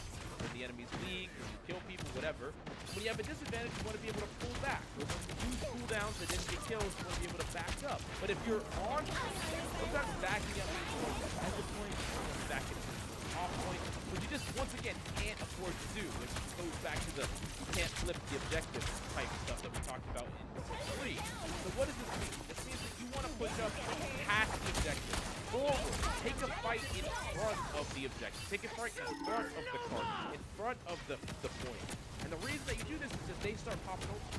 They start popping the portals. They start getting advantages from them. You have way more space to back up to the point, back up to the front of the point, back up to the back of the point, back up all the way off the objective just a little bit, and then retouch. You're basically sacrificing space for all these abilities and ultimates, but you have the space to get up in front. It's also super important because I've seen a lot of players like sit on cart and they don't spread out and take angles and take space, only for like a strange to pop out of a portal right above them. Oh, 5 people. If that ever happens, it's because they're on the position in a completely terrible spot. Or they're in a situation where they don't contest a Hela that just gets to walk around a corner and keep point. But if you were pushed up to the corners and choke points, these angles would never be available to the enemy team. Super important concept that I think is just something that everyone should start ingraining into their play. And I think because a lot of people don't do this is why a lot of players don't really know what to do on King of the Hill points. They get a little bit lost, but it's one of the most important fundamentals for sure. And number 6, this mistake is a huge one that a lot of players are making, and I might cause some of these problems, but let me explain why. So number 6 is a loyalty to tier list. And I know I make freaking tier lists. I make them a lot. A lot of people like to watch them. But here's the reality of tier lists. They don't really matter for most tier lists. Like, a lot of tier lists have to be based on something. We have to base it normally on high rank, pro play, because what else are we going to base it on? You can't make a tier list for every single rank and every single individual. People have different mechanical sets of skills. So there are characters that are dominate on a tier list that just are not relevant for players in a low elo. So like a character like Hela, for example, or even Hawkeye. These characters are incredibly mechanically demanding. So if they're S tier on a tier list, then that would not apply to someone in low elo. So if you look at the tiers, you're like, oh, Hela's S tier, then I should play Hela every game. No, and here's the problem. When characters are not S tier on the tier list because you're in a different rank and there's different sets of mechanical skills, everything changes. Like, I think Bucky is a character that's held in check from a character like Hela. But if Hela can't be played to anywhere near the level of skill, all of a sudden the Bucky's really broken. And all of a sudden other characters really broken. All of a sudden, all these strategies are different. Everything's different. And there's a lot of characters that are completely busted in low elo that are not that busted in high elo. Characters like Thor. I put Thor really low on my tier list. But guess what? Thor might be a top 5 best character in low elo to carry with regardless of rank. Which is crazy. I think if you looked at a tier list, you would completely throw out Thor. But I'm here to tell you that I've seen players on Thor go on freaking 15 win streaks in low elo because they're insane at the character. The character has all the tools you need. Self-sufficient, high burst damage, kills supports, great at 1v1ing. Like, he has everything that you would need to carry a low elo. So, I say all this, while tier lists are fun, I think they're fun content, they get views, blah, blah, blah. Don't take it and try to just copy it and follow it to the end of the year. If you just look at a tier list and you look at some of the characters that are on the low tier, you think, oh, I can't play those characters because they're bad. That's just not the case for the majority of the time. Also, even the worst characters in the game on the tier list, so to speak, there are people that play those characters in top 100. So, every character can work. Don't use the tier list to disregard characters you want to play. And number number 7 is learn how to play your matchup. So a lot of times players will fight a certain matchup in the same way every time. What I mean by that is they're a certain character. Let's just say they're Hela. Let's go back to the Hela example. They fight every character in the same way. They see a character, they fight it in the same way. They don't get closer or further. They don't, flank them or play them straight up. They always play in the same way no matter what. And this is what you need to understand.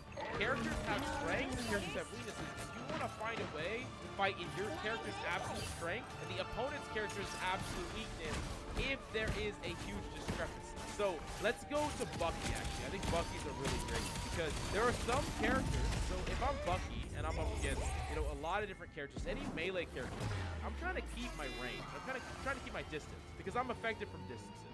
So if they're wrapping to the right, I'm wrapping to the left. Even though it's easier for me to hit my shots if I'm closer, I want them to have to come to me. Because I can hit my abilities when they're right next to me, and they want to get right next to me because guess what? They don't do anything from range and I do. So I'm constantly trying to create separation. I'm keeping my range. I'm fighting from distance. And then when they eventually force that range, and it's harder for them to do that because I'm making it hard on them, then I can hit my abilities on them. However, if I'm up against a Hela or a Black Widow, I'm not doing anything remotely close to that. I am trying to actively flank. I'm trying to create as close of angles as possible. I'm trying to get right on top of these characters because I want to fight them from as close of range as possible because from the far ranges, I'm very ineffective. If I'm fighting a Hela from freaking 30, 40 meters away, they're going to win that every time. If I'm fighting a Black Widow from 30, 40 meters away, I'm never winning. So I need to use my terrain to try to get in close to fight that. And so understanding that is extremely important. And it's the same way with tanks, right? If I'm Magneto and I'm playing against the Thing, I need to create as much distance as possible because I want to stay outside of his range. I want him to have to pin into me in order to get close. I want to constantly back up and play away from him because he's effective when he's right on top of me. But if I'm up against, any other character, like if I'm up against like a Hela, right? I'm walking right up to her face. I'm poking her right in front of her face. I'm alternate firing her so I can hit her into a wall. Then I'm shooting her again. I'm not afraid of closing in that gap. So it's important to understand how you fight these different things. And the way to do that is to learn other characters' strengths, how they play in the neutral or default game, and then what you can do to create an advantage for you in that fight. The number 8, this is a hard one to get over, but blaming the teammates you have or the rank system as a whole. So the rank system, it has problems. I'm not going to lie, of course it has problems. It had problems last season, it has problems this season, and players will just keep complaining about the rank system. But I'm here to tell you that no rank system is going to hold back a good player from getting the rank that you deserve. It doesn't matter. No rank system, plus, minus, whatever. It doesn't matter. You're going to climb. If you're legitimately good enough, you will climb. And that's all you need to be worried about is, are you good enough? Can you carry? Can you climb? So a rank system is not going to ultimately hold you back from your goal rank. I guarantee that. But the second thing is blaming teammates. These are things that you can't control. You can't control, your 2 and 20 Spider-Man. You can't control that. These are all things you can't control. The rank system you can't control. Your teammates you can't control. The only thing you can control is you. The only thing that you can control is your own impact. That's all you can do. And going to the teammates thing, a lot of players will complain. I have terrible teammates. How am I supposed to climb? No one's doing anything. These players are doing this. These players are doing that. Here's the thing that you need to live by. And I live by this too. It's really important. You don't deserve good teammates until you can carry to the rank that those players are in. This is true no matter what rank you're in, right? If you have teammates that are letting you down constantly and you cannot carry into the next rank where there are good teammates there, then you don't deserve that. You don't deserve good teammates. That's just it. So like if I'm in, even if I'm in like a high elo lobby, right? And I'm like, man, I'm in a relatively high elo lobby and I think that my teammates are playing bad. Well, guess what? I don't deserve teammates that can do more than those teammates unless I can carry the next rank with those teammates are better than. And it's always a cycle. But the ultimate takeaway is, if you are relying on your teammates to do these things that other players are doing consistently, those players that are doing those things consistently are not in your rank. They're in the next rank. That's the thing that you need to understand. If your teammates could always meet your expectations, they would not be playing alongside you. That's the reality of it. You have to find ways that you still win, even when your teammates are letting you down. Speaking of which, number 9 is playing for winning and not improving. So a lot of players, a lot of these bad habits we talk about come down to players only playing to win. They only want to win. So they're going to blame the system. They're going to blame their teammates. They're going to flop and fill all the time. They're going to do all these things because they're playing specifically to win every single game possible. And that's the only way they're happy, but that's a very short term. Like, you're going to get that short-term happiness of the win without the long-term satisfaction of being better than you were yesterday, or being better than you were, you know, this month than last month, right? So it's really important that you're just constantly playing to get better, playing to learn. The easiest way to do that, analyze your deaths, analyze your ultimates. Every game that you lose that was a rough game, find a takeaway, something that you could have done better. Oh man, I really missed my Magneto ultimate here. Man, I really messed up my Bucky ult. If I would have done this and this, I would have actually got at least one reset. Or man, I ulted when I shouldn't have ulted on support. If I would have did here or there, or you know, whatever. There's always something to take. There's always something to learn. And if you're trying to only win, you're gonna be frustrated for one. And I think you're really focusing on the wrong thing that is preventing you from actually just becoming a better player. And this really leads me to the last big mistake that I think a lot of players make. And I made this mistake a lot too. A lot of y'all know that I used to be really hard stuck many hours in Overwatch. I spent, you know, thousands of hours stuck in low elo in Overwatch. I know the struggle of playing and really being desperate to climb. So I was like, I put so much time in now. If I don't climb, then I'm worthless. I can't. I gotta prove that I can be a high rank. Here's the reality. This is the hard truth here. No one really cares about your rank. Okay, you should be connecting your worth to your rank. And I care. Like, I really want you to achieve your goals. I care about your rank. But in general, it doesn't matter what rank you are. People are not going to be like, wow, you're in that rank. This does not matter. It only matters to you. And it only should matter to you. Being better than your past self. Being better than you were yesterday. This is what matters. The battle for self-improvement. Not the I'm trying to get a status symbol type of battle, or I'm worthless if I can't get this rank. Because here's the thing, no matter what rank you get, people are going to talk shit about you, like no matter what. I think, I got like some comments that were like, man, Bill's only got to eternity. He was using Bucky, you know, his Bucky was broken, so that he just got boosted by that character. Like, climb to eternity, season 0, for 1 and for 2. Now I'm a tank player, and it's like, it's pointless. Like, no matter what you do, people will just comment some shit that doesn't make any sense to just, like, completely tear down what you have achieved. And so if you think that what you have achieved is somehow going to mean something to other people, and that's the reason to get it, I'm here to tell you that it's not. People will just say, oh, wow, you only got it on that character, not even on this character. Oh, wow, you did it duo, you didn't even do it solo. Oh, wow, you did it on console, not on PC. Oh, wow, you did it on a nice PC. You didn't even do it on a laptop. Oh wow. Like, no matter what, man. So just it's okay to just be proud of the ranks that you get and the steps that you take, and it's okay that you are just working on yourself and getting better, and that's fine. Like, don't wrap your self-worth so tightly to rank that you lose yourself in this whole process. That it's a game that we enjoy, but it's not life, okay? So, yeah. Anyway, I hope you enjoyed the video. Smash the like and subscribe if you did. Let me know down below if there's anything else you want to talk about. Thank you, and I'll see you next time. Once again, and even if you die, you get respawned right away, and your rock is there to heal you and apply pressure with you, and if he needs to, he can throw some heal orbs this way, if he absolutely needs to, which it's not even going to be an issue, because heals is not what wins this fight. You literally will win this fight in a matter of seconds. If you are not directly contested and dealt with, this is over instantly. Like, the fight is over instantly, because once you have this position, you're going to instantly catch someone off.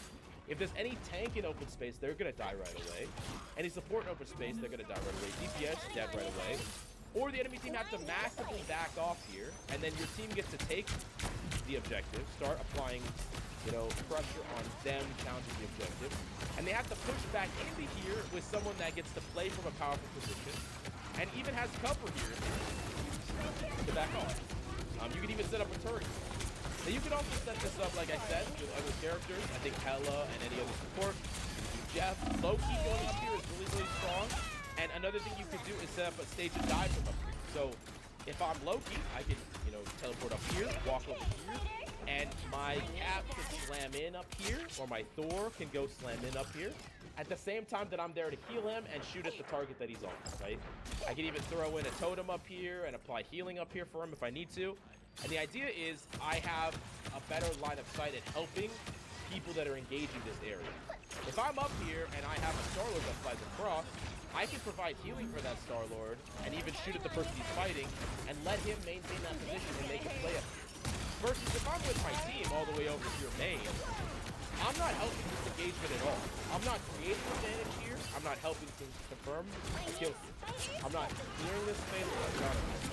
So this is a heavily underutilized position. People don't even fight.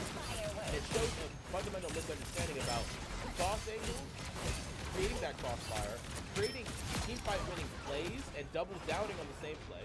You know, sending one DPS or one tank to do this is just a completely different thing than sending a support and a deep or a support and a tank. It just literally will create you a game-winning play right away. Actually, so many times it will create you a game-winning play right away. You'll win the fight before anything matters. Like, you'll just win the fight outright. And if you do this, you'll be taking points very, very quickly if opponents are not challenging it. And this kind of leads me to, what's the counter to this? First off, people need to respect this angle, and ideally, you set presence here. So, like, you have someone up here to deny. Now, one thing I'm seeing is not a lot of people are playing positions to deny this, and it's, once again, similar to the bridge example, the enemy team are not using it, so you're not going to deny something that no one ever does. But if people started doing it, you have to deny it or you lose to it all the time. So, like, what I mean by that is, if I'm Punisher, I'm set up here. Or if I'm Namor, I'm set up here. If I'm Thor, I'm set up here. My idea is, the second they show up here, I'm trying to create an interrupt. I'm trying to mess up their staging for this play. So, this was something that was interesting where I was playing on this map on defense and I was playing Thor.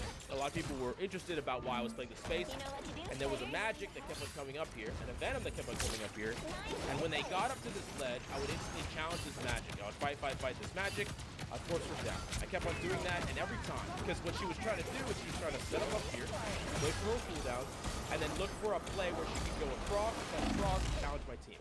And every time, I was setting up an interrupt where I was never allowing her to stay.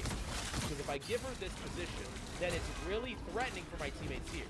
It's either, you know, these people, anyone that's playing here is either going to die because they're staying here into a magic that gets to engage them whenever they're on the back foot. Whenever they're distracted, a magic can engage them and combo them. Or they have to be so afraid of that position where they have to back way up. And now they're giving up all this space.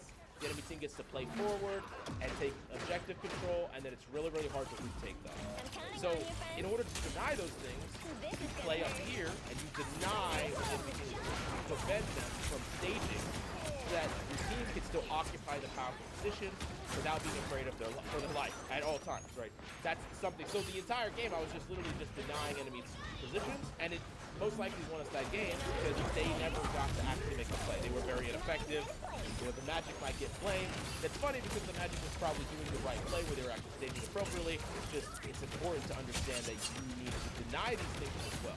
There's a lot of things I talked about specifically on this point, and it's not just this point. It applies to every single map and every time you play the game, where it's often a challenge of taking control of spaces that doesn't require you to use all your abilities, winning the team fight or setting up a favorable team fight for the team, and using places that have natural cover and trying to think about where are the best positions that do have natural cover. The thing that a lot of people will talk about is the L, the natural L, and what I mean by that is this is an L. You know, this is an L. It's just a place on the map that is like, it's a corner. It's a corner that you can use to do this. And there's L's everywhere. But you want to go from one L to the next. So, like, if I was fighting here for a little while, for whatever reason, if I wanted to back off, I wouldn't play here. I wouldn't play here. I wouldn't play here. I would play until the next L, which is like this L. So I'd play all the way here, and then this is my L, right? This is my new L. And then this could be the new L, technically. So anyways, that is basically a 101 of not only this objective, but things that you should be thinking about on other maps.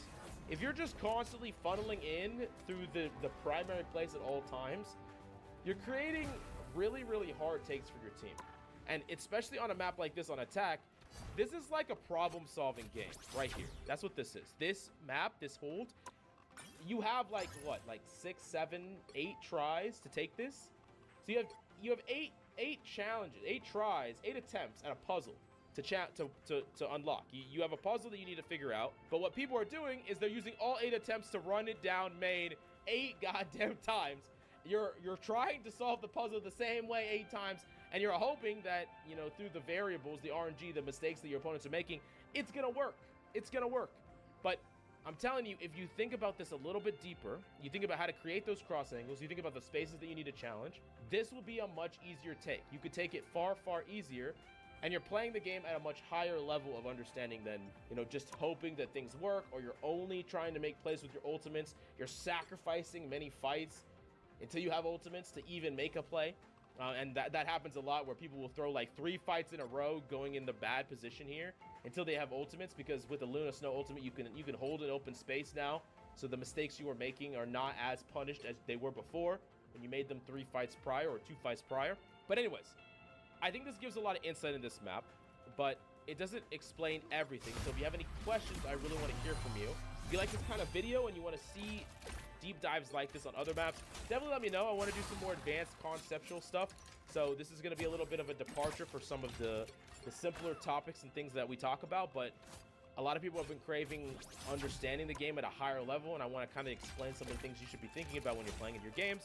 So yeah, if you enjoyed the content, please smash the like and subscribe. I would really appreciate it. Thank you so much, and I'll see you next time. Whether you play tank, DPS, or support in Marvel Rivals, you are making vital mistakes that's costing you games and preventing you from carrying your team. If you want to get better at Marvel Rivals and climb, you need these 3 tips for every single role so you can get better, start to improve, and quickly dominate the ladder. Now I want to thank each and every one of you, because we hit 100,000 subscribers, which has been a dream of mine for a very long time. But if you haven't already, definitely check out our second channel, Coach Mills 2, where we're going to be posting more guides, tier lists, and more like this video right here. And there's a lot you're not going to want to miss on that channel, so check it out and subscribe. But let's get back into it. Now I'm going to give you tips on tanks, DPS, and supports, but I would highly encourage you to watch it on every single role. Even if you don't play the role, you're going to learn a lot, and it's going to help you be a better teammate and a better player by understanding what every role does, how they should play, and tips and tricks on each one. Now, first off, on tank, you need to understand the idea of pushing and pulling. So what I mean by this is a tank's job is to take what we call space, which is the areas on the map that you want to occupy, control, deal damage from, heal from, and pretty much every place that you could actually contest or be on, that is space. And a tank that creates a lot of it allows their teammates a lot of different options. If you're ever in a game that feels like no matter where you go, what you do, enemies are there, and you almost feel claustrophobic moving around the map, that's because there's no space, and it's a tank's job to create it, even if they are being assisted by their team. Now, the reason that's the case is because tanks are the characters that don't insta-die if they are not next to cover. They can just actually tank on damage. That's what they do, is tanking. And they won't instantly die because they have rather big health totals and typically some form of mitigation, whether it's a shield, a barrier, a bubble, whatever it is, it helps them do the job of being a tank. Now, the idea of pushing and pulling is pushing and pressing space when you have an advantage and pulling back when you have a disadvantage. Think of each team as 2 equally sized globs of like mass or power, right? And when they collide, they're typically trading damage, trading heals, trading abilities, and even ultimates. But eventually something gives. Eventually someone dies, someone gets picked, someone is low on HP, someone uses all their cooldowns. And as a tank player, you need to identify what team has what advantage and respond with your positioning accordingly. This means that if your team is at a disadvantage, you should be backing up, giving ground and giving space. And the reason is because when 2 things collide, the thing that has less is going to get crumbled and fall under pressure. It's like if there are 6 people on one team and they run right into 3 people and those 3 people stand their ground, those 3 people are going to get annihilated. They're going to get eaten. They're going to get swallowed. But if those 3 people keep backing up and backing up and backing up, eventually those 6 might overextend. Maybe they go too far in. Maybe one of them goes too far in front of the pack and isolates himself in the 3v1. Or maybe you buy time for your teammates to come back into the group with you. So to understand this is to understand that a tank's job is to first and foremost identify the advantages and disadvantages of their team versus the enemy team.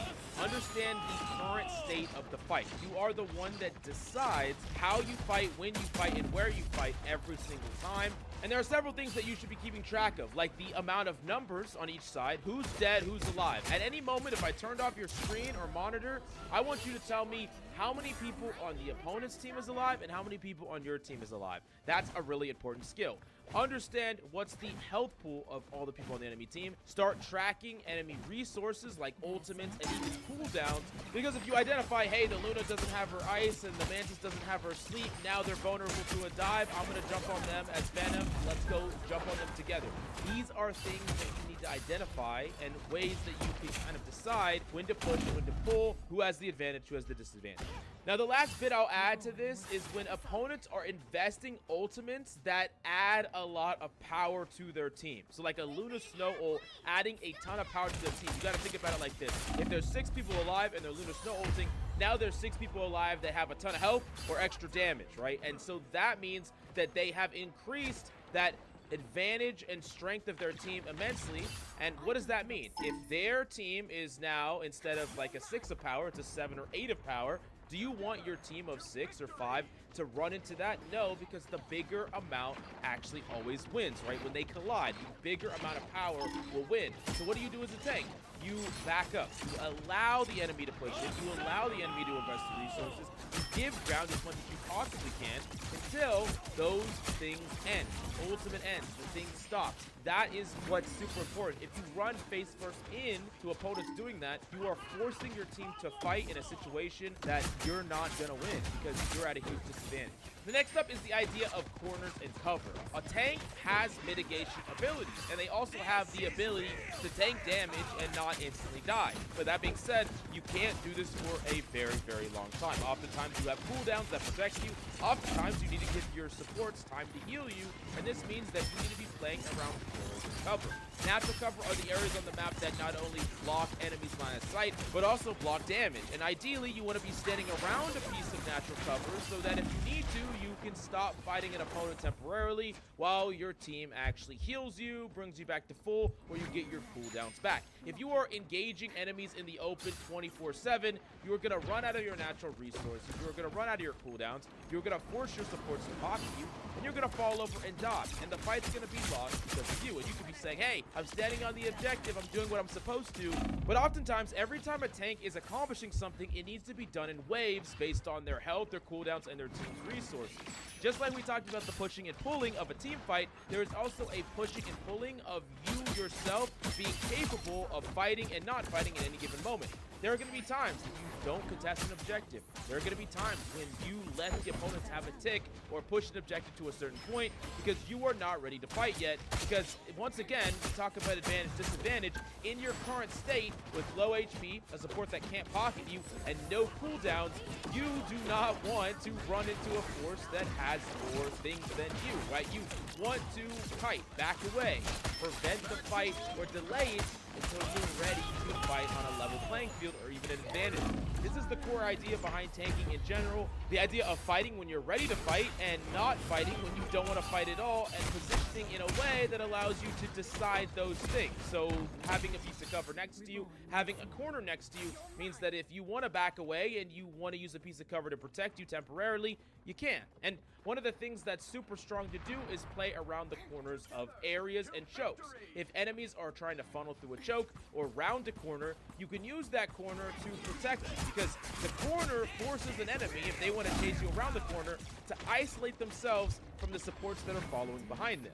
If you're playing a corner and the corner is within the line of sight of your supports, for instance, and the opponents try to push through that corner or around that corner to continuously deal damage to you after they get you low, they are going to be leaving their support's line of sight right into your team's line of sight, which means that you have a fundamental advantage in that situation. An understanding of corners and the lines of sight between you and your team and the enemy tanks and their team is super vital to win consistent damage trades and really get the leg up on a lot of tanks that aren't paying attention to these things. Now, next up, I alluded to it, but it's the idea of objectives versus space. There are going to be times when a tank is not running straight to the objective. I understand that you want to cap an objective and that's the ultimate goal, but most of the time that is something that becomes a product of you winning a team fight. You typically want to win a fight, wipe the enemy team, and then capture any objectives. And you're going to have many team fights throughout the course of a round or a game. And there's actually a common saying that goes, you won the battle, but you lost the war, right? And so an idea behind this is you just run straight to point,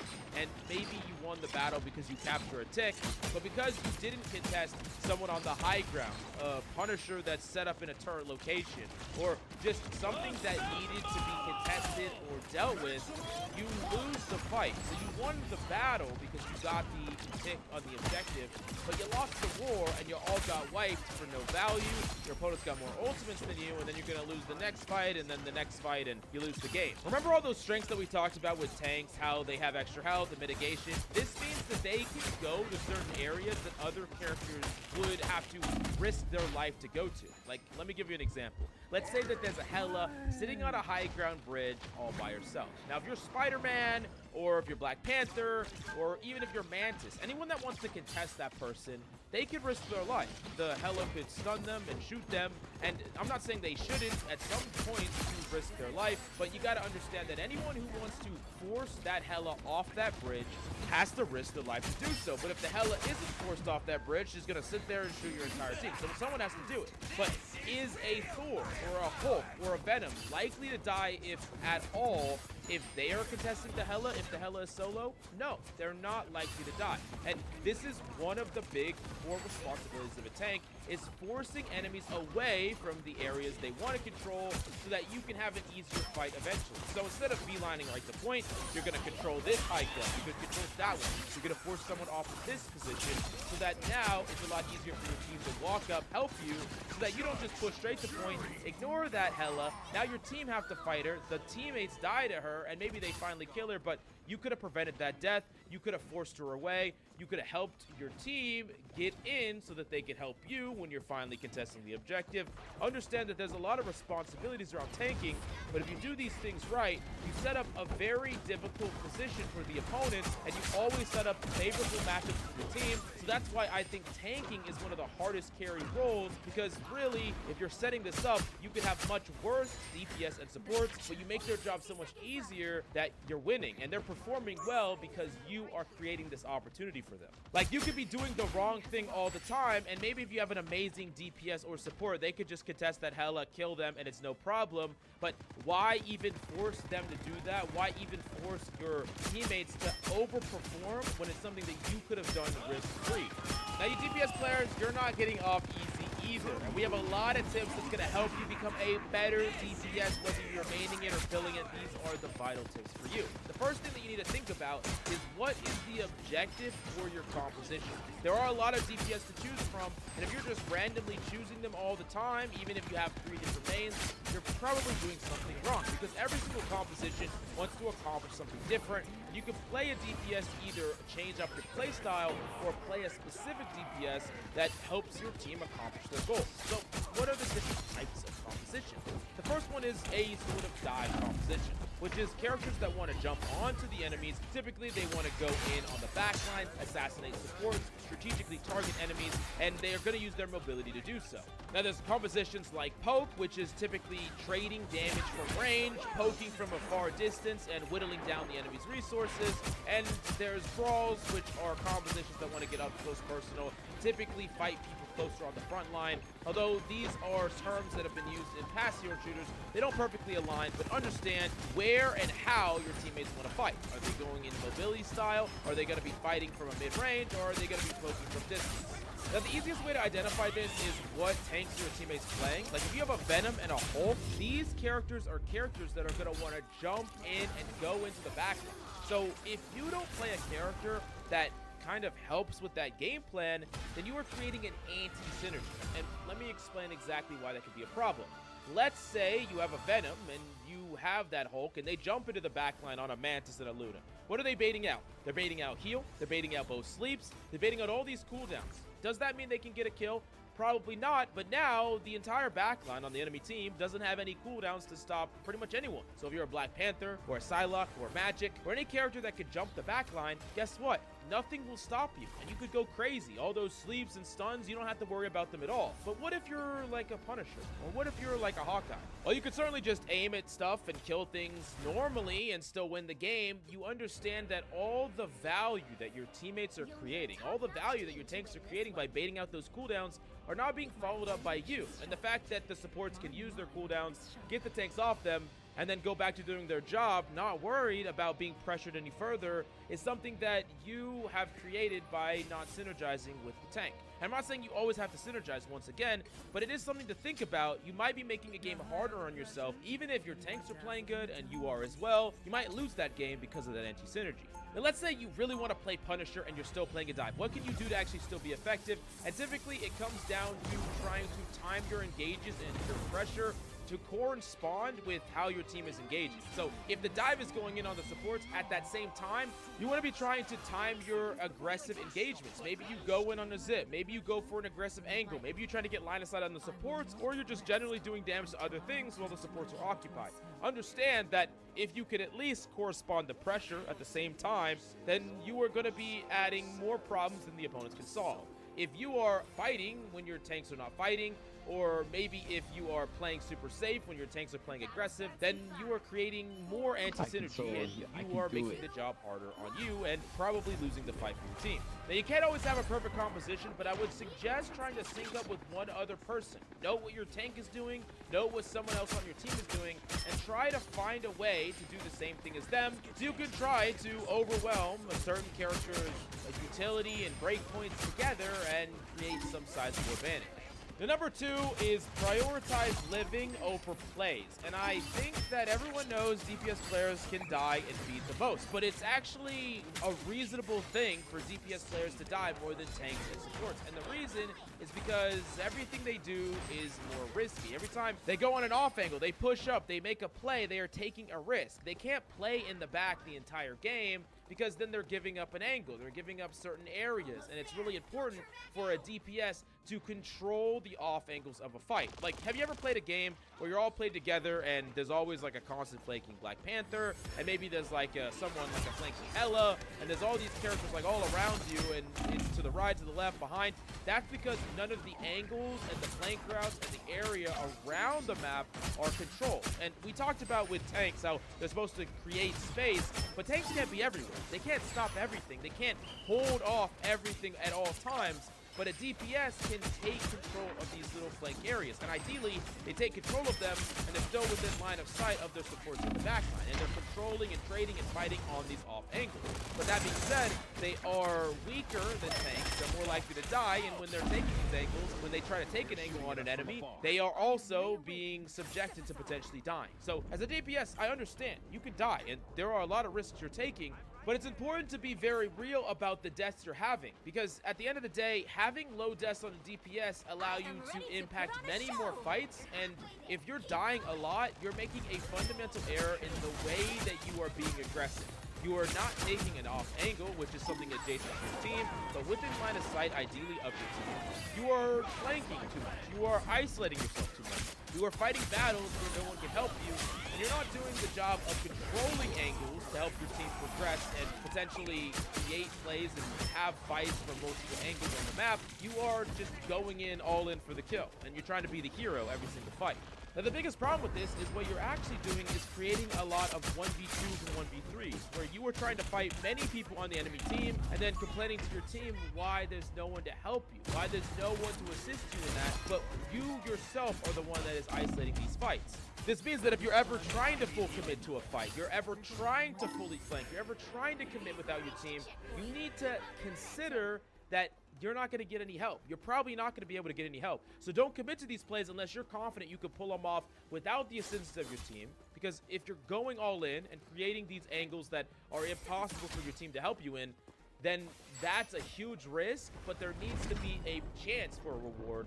And you can't be relying on your teammates to just catch up to you, push past all of the angles and the flanks and everything and get to you, because they are not going to be taking the same positions as you, because you're a DPS that is taking these aggressive angles, and they are either a support that's taking the back angles and holding back and being more passively positioned, or they're tanks that are contesting other tanks, objectives, or generally taking central space. Now, I do realize that a lot of these concepts are pretty complicated, tank, DPS, and support, and this is meant to be a more advanced guide, but to give you more visual examples of the thought process of tanks, DPS, and supports, you're going to want to subscribe to my second channel, because I'll I'll be posting some VOD reviews and breakdowns of high-level players and inside the mind of plays that I make in my game that you can incorporate in yours. So definitely subscribe, but let's get back to the video. Now, to kind of give you a wake-up call in this regard, go into your replays, look at games that you lost and games that you had like over 10 deaths, and look at every single death you had. There are going to be so many deaths that you didn't need to have that you misplayed for, and you're going to learn a lot from them.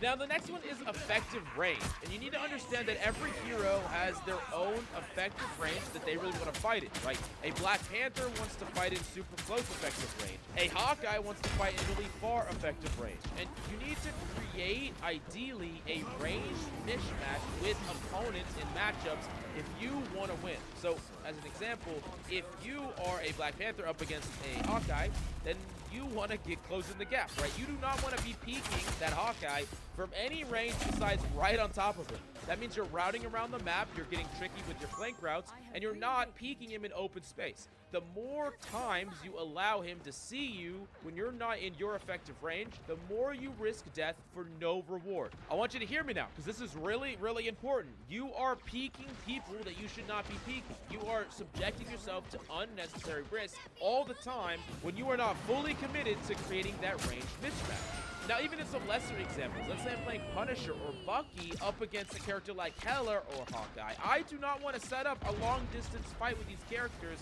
because over time, they will have slightly more impact or even massively more impact than me, and I want to fight them in closer ranges. In fact, I would much rather, as a Bucky, right, fight a Hawkeye or Hella from like 2 feet away than from 40 feet away, because they are going to win that fight a massive percentage of the time when I'm fighting in their preferred range. And you got to think about it like every hero has a range they would like to kind of fight in, and you want to kind of put yourself in a situation where you're fighting in a range that your character is okay with fighting in and the opponent's character does not want to fight in, if at all possible, and then trying to find ways to fight in the way you want to. Like, if I'm Punisher, I'm not going to fight in open areas. I'm going to use quarters, I'm going to use cover, I'm going to play an adjacent angle and maybe shoot at the front line, look to take it off angle on these characters with a closer off angle, or I'm going to wait until they come closer before I fight them and not from range. Understanding this concept allows you to at least give yourself a chance, even in quote-unquote bad matchups, and forcing proper engagements with characters that, on paper, you have some weakness to. The last step is about setting up fight win conditions. And a win condition is the thing that you can use to create a big enough advantage in a fight that you will just win the fight outright. And a lot of DPS have ultimates that can do just that, but there are so many things that can shut you down, whether it's abilities, whether it's ultimates, specifically ultimates like Mantis ult, Cloak and Dagger ult, or of course Luna Snow ult. These ultimates make it so that you will lose the fight when you try to use it. Like, you have a Psylocke ult, you pop it, it's not going to kill anything through a Luna Snow ult. You pop your Black Panther ult, it's going to get completely shut down. You pop Armed and Dangerous, it's going to get completely shut down. So what do? How do you use your ultimates to win fights when opponents have ultimates like this that can shut you down? You first need to identify that these are things that are going to shut you down potentially, and then you need to try your best to try to bait it out. And how can you bait out an ultimate? Well, by applying a lot of pressure. So let's say I go in a fight really hard as Winter Soldier, I'm going to take an aggressive off angle, I'm going to shoot at the Luna Snow, I'm going to try to grip her, maybe I do, maybe she pops her ultimate and then I die. Well, you might be like, wow, you lost the fight, that sucks. Well, guess what? They used their ultimate and I didn't use mine, so the next fight I'm going to walk in, I'm going to be aggressive, I'm going to pop my ultimate, and I'm going to wipe the whole team, because in the previous fight, I made a plan to, at the very least, bait out the ultimate. Now, maybe you just apply a little bit of pressure and they use their ultimate, and this is something that happens the lower in rank you go. Players will use ultimates in situations they shouldn't, and especially support players will panic ult a lot, which will be a tip we'll talk about in the supporting role, where if they're under pressure, you can often force them to make the wrong play and set up your win condition. But if every time you have your ultimate, you're just like, oh, I'm just gonna hope they don't got it, and just pop in, walk in, pop your ultimate, that you're just asking it to get shut down and then not creating any definitive value with your ult, and that's not how you win games at all. Now, last but certainly not least, we got to talk about the support role. And the first tip right off the bat has to do with heal bots versus supports. And one of the things that players will tell you to do, DPS players, tank players, everyone will tell you to do, heal. Heal me more. Heal, heal, heal. They'll talk about healing all the time. Why are you healing me? Where's my healing? Why didn't you keep me alive? Blah, blah, blah, blah, blah. And I'm here to tell you that you should not listen to them. And I know that they might be listening to this right now and they're going to get pissed off, but hear me out here. You have a job to heal your team and keep them alive, but that is not your only job. Supports can do a ton of damage. Supports have crazy utility that can create advantages, like damage boost, for instance, on Mantis. Supports have some of the best utility in the game that can mitigate plays, create plays, and overall win a team fight. And at the end of the day, it's all about winning team fights. This means that you need to heal and output a lot of healing, but not neglect the other stuff too. Healing is important, but it's only one way that a support can get value, and if you can neglect the other ways, you're going to end up with these 30,000 healing games that you lose over and over and over again. And I'm going to tell you something that's super important. Doing more damage as a support and increasing the damage output of your team in its entirety actually applies more pressure to the enemy, which can mitigate team damage over time. This is actually super important because let's go back to like a Hela or a Hawkeye or a Punisher. If they're just left on a high ground uncontested, just outputting damage, how much damage could they do? Like a ton of damage. They could consistently do damage to do damage. And you are constantly healing and healing and healing and healing and healing, and it's like a hole at the bottom of a boat that never gets like fixed, right? You're scooping the water out, heal, scooping the water out, heal, and it keeps filling with more water and more water and more water. But guess what? If you, as any support, would have just, shot the person, helped someone get that person off, or maybe healed the person that directly contests that Punisher as a hypothetical, then that person leaves and that pressure is gone, which means that your team doesn't need the constant pocket and you're more open to do other things. I think that a lot of players get super mad when they see support not only healing, but a good support that actually can help to alleviate the pressures of the enemy team, make it so you don't need as much healing to actually win. And you'll often win convincingly. And that's why when you have these games that you just stomp the enemy team, I want you to go look at your support healing output. How much healing are they actually doing? Because it's going to be a lot less. And the games that you get stomped and you look at your supports healing, most of the time they're healing a lot more. And it's because supports are in a situation where they're under so much pressure, their team is under so much pressure, that they feel like they have no choice but to heal by. And I'm telling you as a support that you can set the pace. You can dictate a lot of things by the way you play, because players quickly adapt to the way you play right off the bat. And if they see you as a support that is just only healing and pocketing, they feel like they can just stand in open space. They feel like they can constantly trade blows with the enemy tanks, because you're just going to wipe it away. You're just going to heal it up. And there are going to be moments where you should do this, and there are going to be moments where you should heal. But I would urge you to try to be more proactive with the way that you are dealing with damage. Try to be more proactive with the way that you are actually taking fights and using your utility on enemies, rather than just kind of being this heal person. Even if your teammates are frustrated all the time at you, I promise they can be frustrated in silver and gold, and you can be thriving in a higher rank than them by utilizing everything a support has to offer. Now for the next thing, you need to not put yourself in compromised positions where you have an ult. We talked about win conditions of a fight, but supports have anti-win conditions, things that can stop opponents' win conditions, especially Luna Snow, especially Mantis, especially Cloak and Dagger. These are characters that can stop enemies' offensive ultimates and can shut down a win condition, meaning that you can win a fight. So if you use these in situations that you need them, and then there's nothing to stop your opponent's ultimates, then you have cost your team the game. So once again, let's go back to the flip side of that DPS example. Remember that DPS that I talked about that wants to punish you and force you to use your ultimate so that they can use theirs? It's your job to make it so that does not happen. And how do you make it so that you do not get your ultimate force? Well, you need to position a lot more safely. You need to know when your opponents have an ultimate, you need to know that they are going to be tunnel visioning you extra hard. So you need to try not to isolate yourself, and you need to be incredibly patient and diligent about using your ultimate, because understand that in this situation, if you pop your ult too early, then you lost the game already. That's the checkmate that they want from you. What I really want you to ask yourself is, how do I position in a way that I'm not forced to use my ultimate? If you can position that way, then you can make it so that it's much harder for the enemy team to force you to use it, and then you can use it to stop the ultimates that are coming.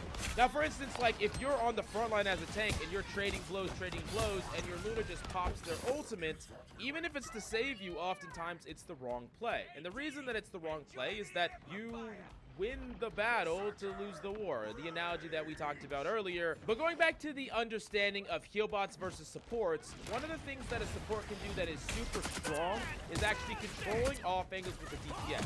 And this is the trap that a lot of supports fall into, where they worry too much about their heal sets, they worry too much about healing in general, and they're just going to stick with their tanks 24/7.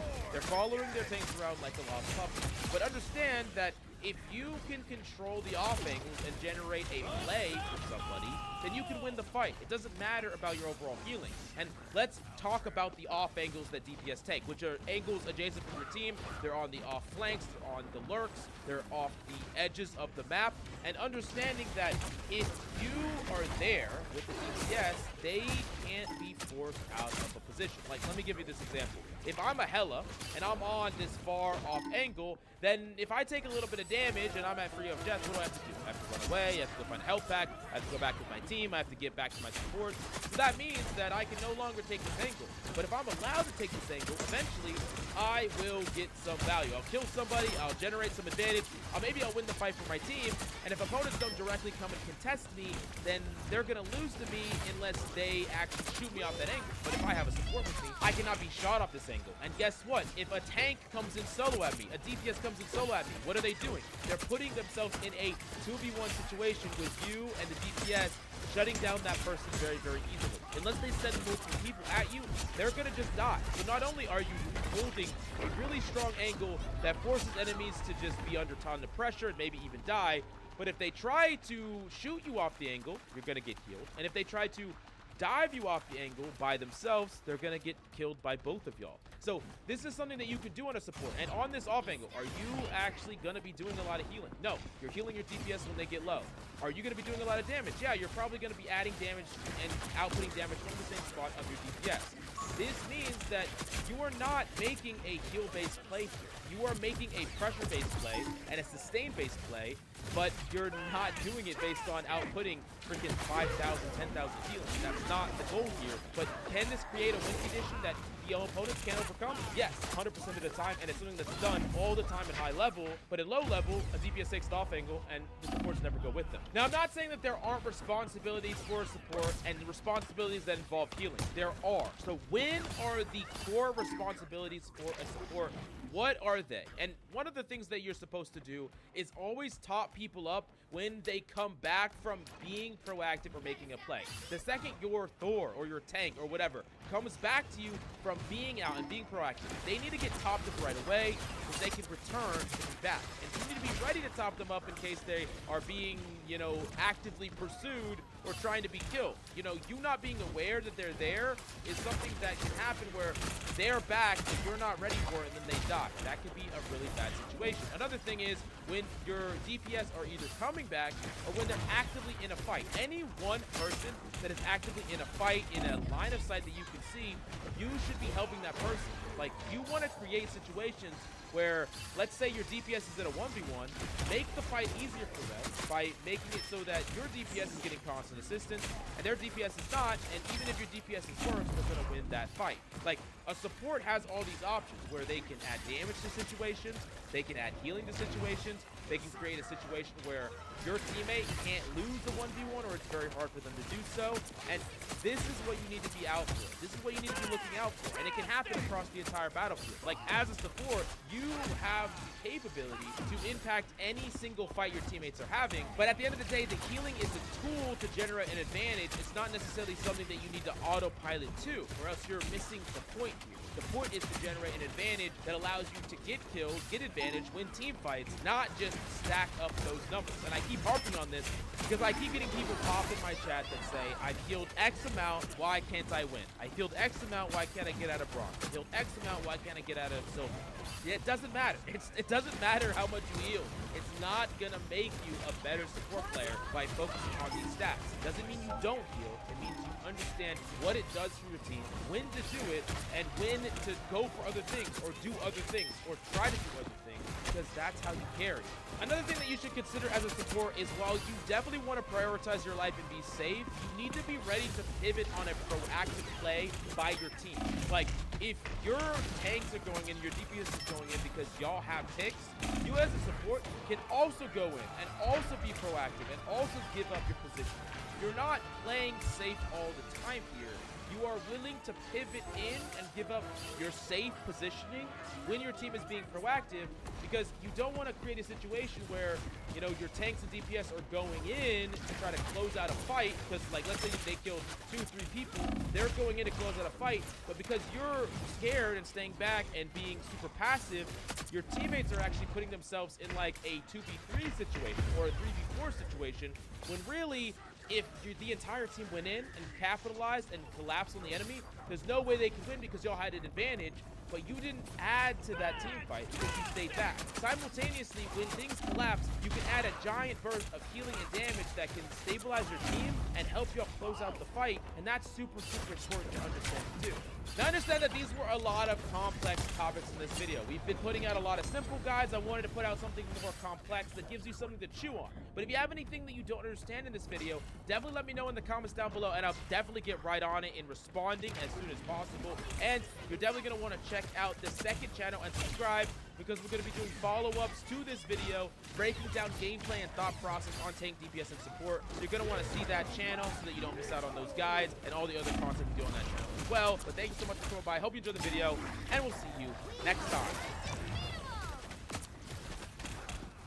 Season 2 has come with a great many features, but for a lot of us, it's hit us like a truck.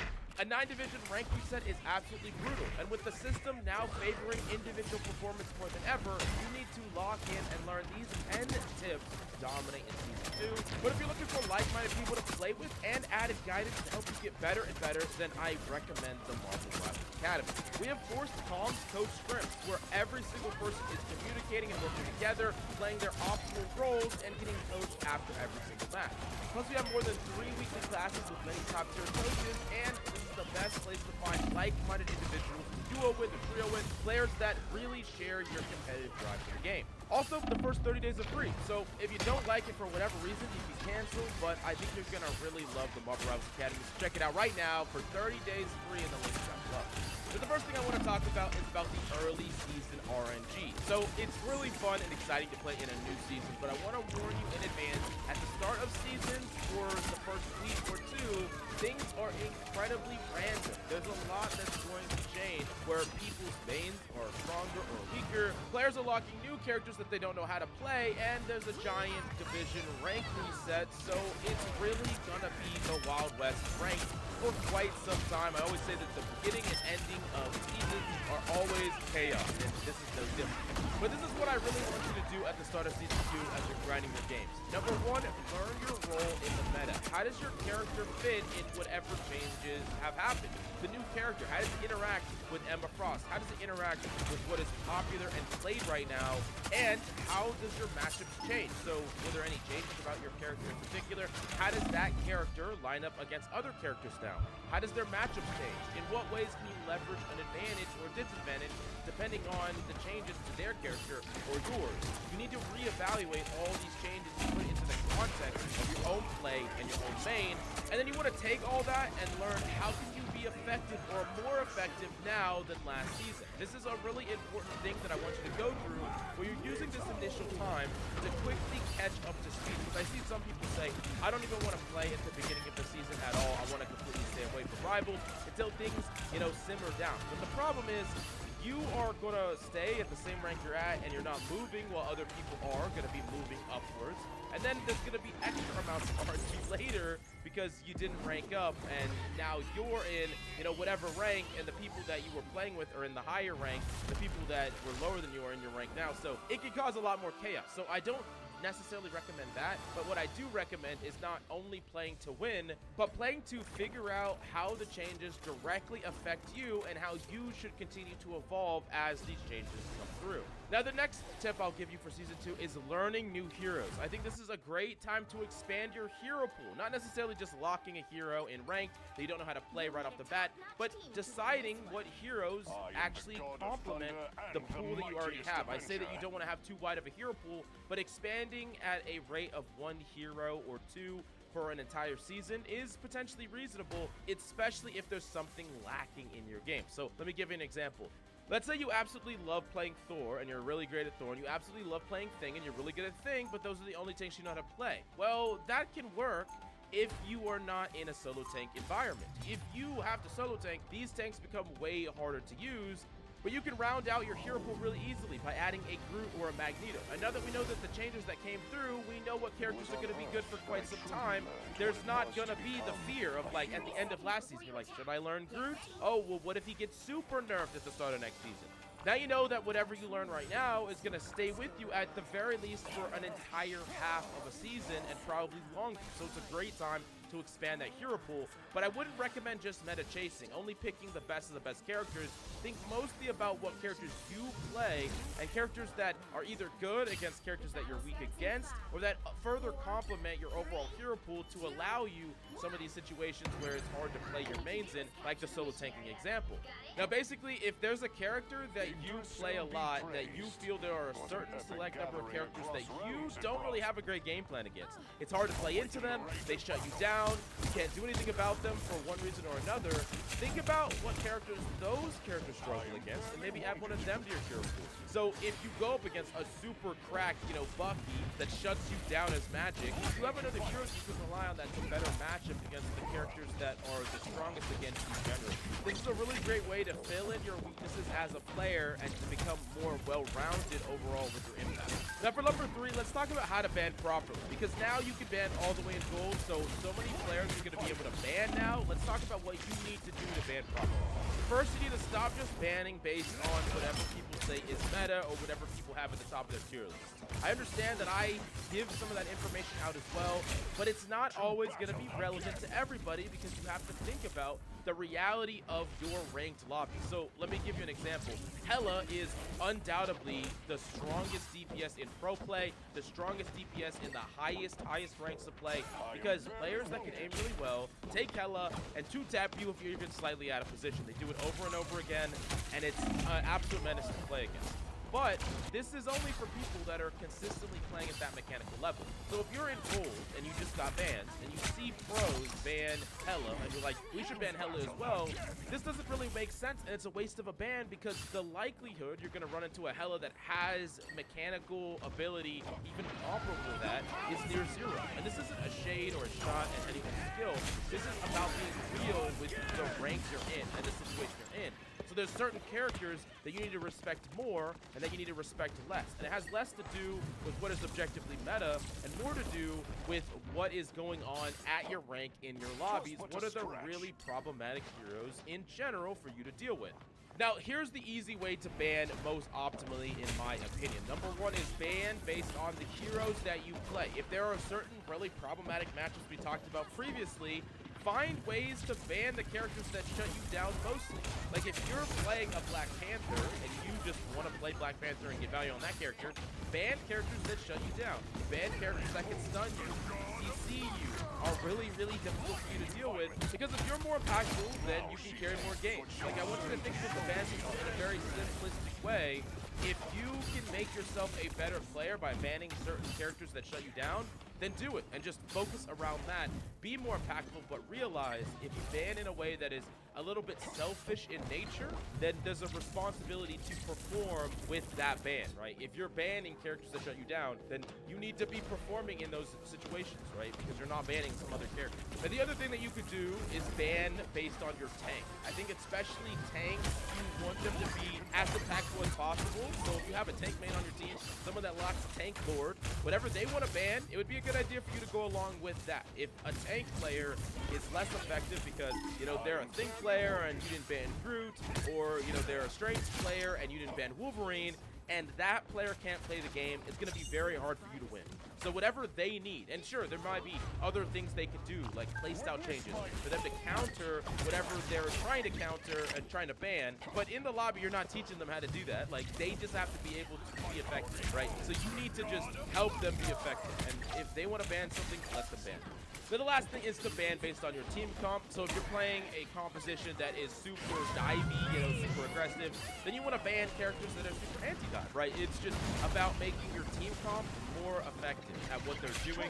Overall, this one's a bit more tricky in rank because everyone's not always playing the same type of character in the same type of composition. But if it does line up, this is something that you can definitely do. So the fourth tip I'll give you is a really important one. It's about proper spacing. So this is a big problem that I see even in the highest ranks of play, where players will often play into ranges that an opponent wants you to play into. Let me give you an example. So let's say it's the Thing, right? You're up against a Thing who is an ultimate brawl character. He wants to get in close, he wants to swing a lot, and he really wants to build up his ultimate charge. So that's what he wants to do.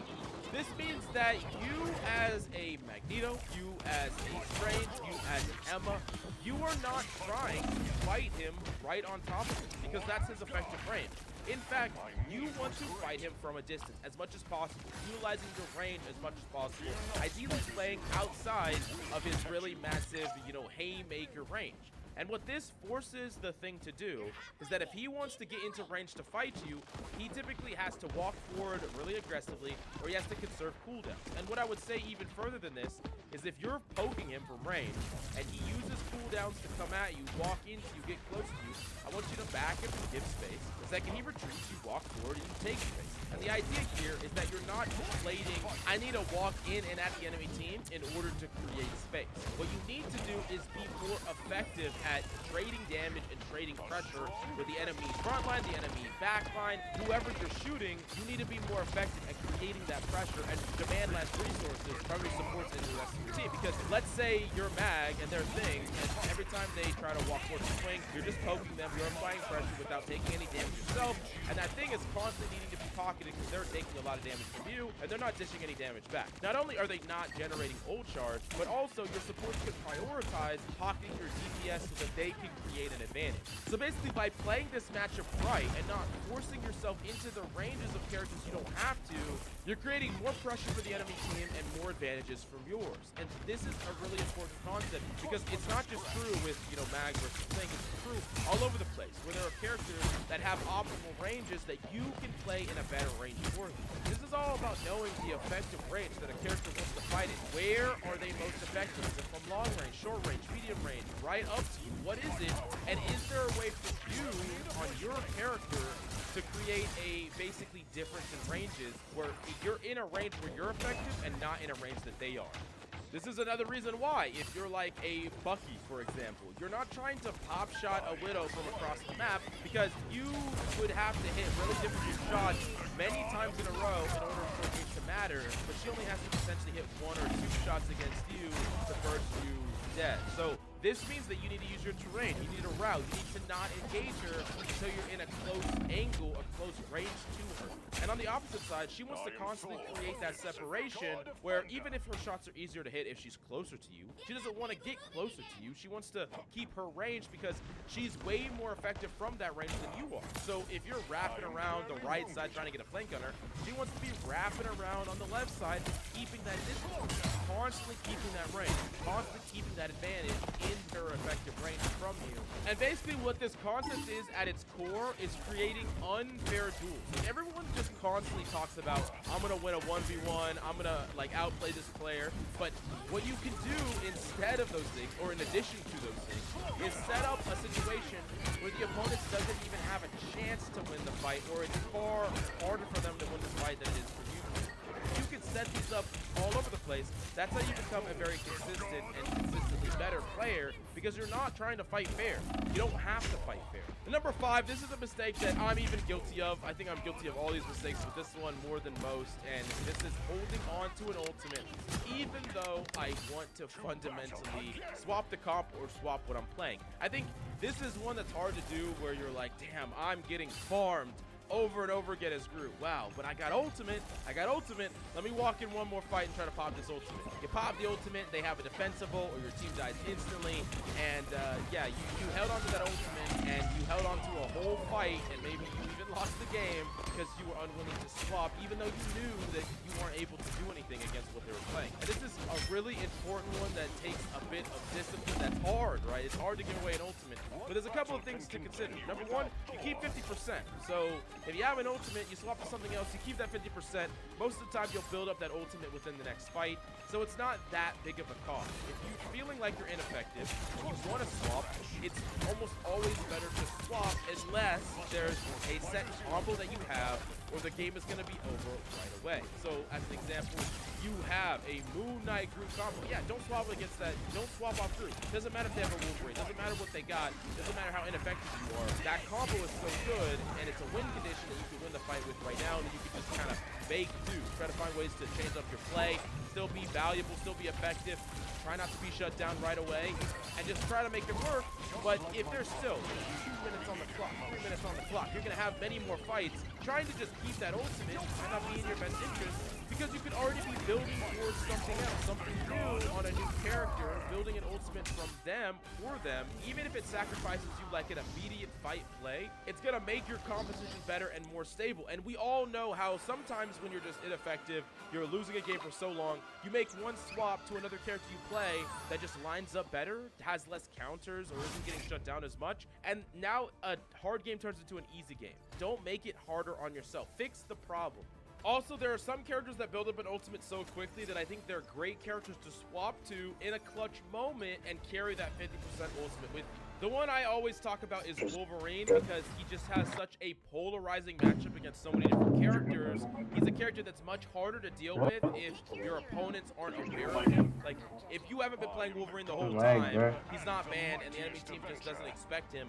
Getting one grip into your team, getting some damage onto them, you walk in with 50% ults, you'll get it ult very, very quickly, and you can use that in the next fight very, very fast, especially Oh shoot, my mic is on in the defensive game. wonder Oh team. heck So, also no. characters that can generally brawl and fight inside of ultimates, you know, Thing, Wolverine, characters like that. If you have like a Lunar ultimate as an example, and they probably have one as well, or some other defensive ultimate, you're going to be brawling a lot, and being able to utilize that and take that 50 to 100 and use that ultimate right away can be a great swap as well. And I think it's really good even if you're swapping off some of those other roles, like that third support or that second tank, flipping into a Wolverine that gets to brawl, kind of come at it unexpectedly, and then combo into an ultimate can just win you the fight outright. And I think it's a really strong thing to do with that 50.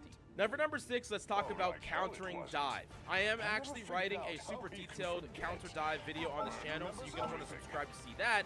But let me give you the TLDR right now to give you some tips to stop losing to dive in Season 2. So the first thing you need to understand is that divers have an uptime problem where they just can't wait around forever. Oftentimes, they are ineffective completely unless they're actually in your team. Like an Iron Fist is not doing anything, a Spider-Man's not doing anything, or Black Panther's not doing anything unless they're going for a play. So they're sacrificing the constant uptime, the constant value for these super big spikes of value. And so what you need to do to beat that is to do the same thing. What I mean by that is, don't just throw out your cooldowns. You need to save your cooldowns so that when they come in and they're trying to get a spike of value, you have a spike of cooldowns to rival it, to deny it, to directly engage in it. So this means that if you're Luna, you cannot be wasting your ice orb randomly to hit a tank across the map, trying to make a play with it. Any of these things can be good generally, yes. If you freeze like, you know, a Hella on an off angle and y'all can kill her, that's cool. But if you waste a cooldown and you don't have anything to deal with the Black Panther or the Spider-Man or whatever that's coming after you, you're just gonna die. Like, that's your one way to defend yourself. And I'm not saying that's enough, but across the whole board, the more cooldowns that y'all have, the more effective you will be, and y'all are automatically more effective than the enemy. Because that's something that a lot of people say, is they say, okay, what if I just wait there as Bucky? I'm not using any of my cooldowns, I'm not using my hook, I'm not gripping their tank, I'm just useless, I'm just shooting, I'm not making any plays. But the thing is, you're still being more impactful than that Black Panther that's just sitting up there waiting. He's not doing anything. He's not doing anything at all. And he will eventually act. And you want to have your hook when he does. You want to have your cooldowns when he does. So that means that your normal play of walking up to the front line, you know, trying to sweep a tank, trying to melee a tank into your team, yeah, that's all well and good, but if they double dive your back line after you drag their tank into your team, and you don't have your stun, you don't have your hook, you are useless. Like, I'm being honest with you. There are times when you cannot engage with your default game plan because it wastes your cooldowns that you need to deny enemy team dives, to deny enemy team plays. Now, the number one way, though, the number one tip I'll give you, if you want to counter dive and you want to be good at countering dive, especially certain characters, you're like, Spider-Man, I hate Spider-Man. I recommend playing these characters. Play Black Panther, play Spider-Man. I'm telling you, if you learn these characters just a little bit, you'll understand their pain points. The moments where they cannot engage well, the moments that if an opponent can interact in those moments, they'll just get completely denied and be useless.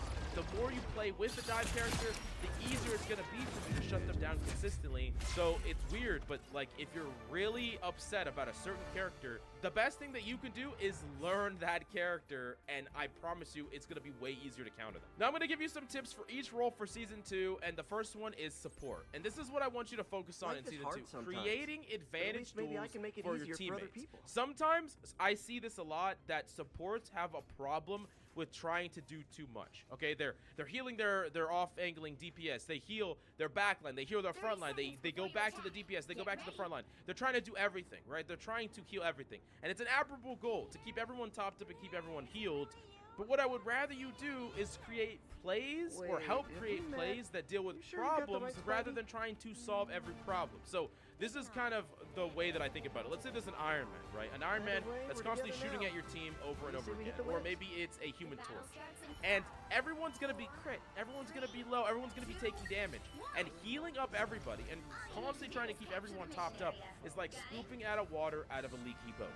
You have a boat that has a hole in it, and it's just fill it up with water, and you're taking your cup and you're scooping it out, scooping it out, scooping it out. Now, it can keep that boat afloat, right? But are you dealing with the problem? Are you patching the boat hole? No, you're not. The boat is going to eventually sink, because eventually if you miss one scoop, you're done, right? Okay, enough of the analogy, though, but the problem here, it's not that your team needs healing, it's that your team is constantly taking damage from a threat that is not being dealt with. And what that really means is that if you have a Punisher or a Hela on your team, what you should be trying to do is create situations where that person is almost unfairly taken care of or helped, because they can directly deal with the flyer and force that flyer out, punish that flyer, or kill them. And this is the reality of a lot of these DPS players, is they're a Hela, and they take it off angle to try to get one shot off the Iron Man. They do one damage to that Iron Man, or one shot. The Iron Man does a little bit of damage to them back, and then the Iron Man gets healed. What does that Hela do if they don't immediately get healed, or they're not immediately being pocketed? They have to fly away, back to your team. That doesn't solve the problem. The flyer's still alive. Your team is further in need of help, and the threat is not dealt with. But if you all-in it, you maybe helped do damage to the flyer, you pocketed your Hela, you allowed that Hela to keep that angle for a long enough time to actually fool the Human Torch, and made it unfair to where whatever pocket the Human Torch is getting, you're giving more pocket to your Hela, and you're doing this even in spite of other people on your team maybe needing kills in that moment. But that's the thing. You're dealing with the problem. You're creating a play on the problem, because once the flyer is gone, the pressure is gone. And once the pressure is gone, you can heal up your team. You don't need to constantly heal up your team. You don't need to constantly try to scoop water out of the boat, okay? This is the important thing, and this is not just true with the Hela flyer example. It's true all over the place with support, where if you could create an unfair duel, an unfair engagement for your team, that is the way in which you constantly win fights, get picks, and ultimately win games. And it goes back to what I was talking about before with effective range, where it's not about fighting fair. Like, that's not what we're trying to do here. We're not trying to fight fair. We're trying to create very unfair situations where every time a DPS on the enemy team dies, they're like, dude, there's no way I can win that. He's being pocketed by the Invisible Woman. He has a shield in front of him. He's being pocketed, and the Invisible Woman is pulling me out of position.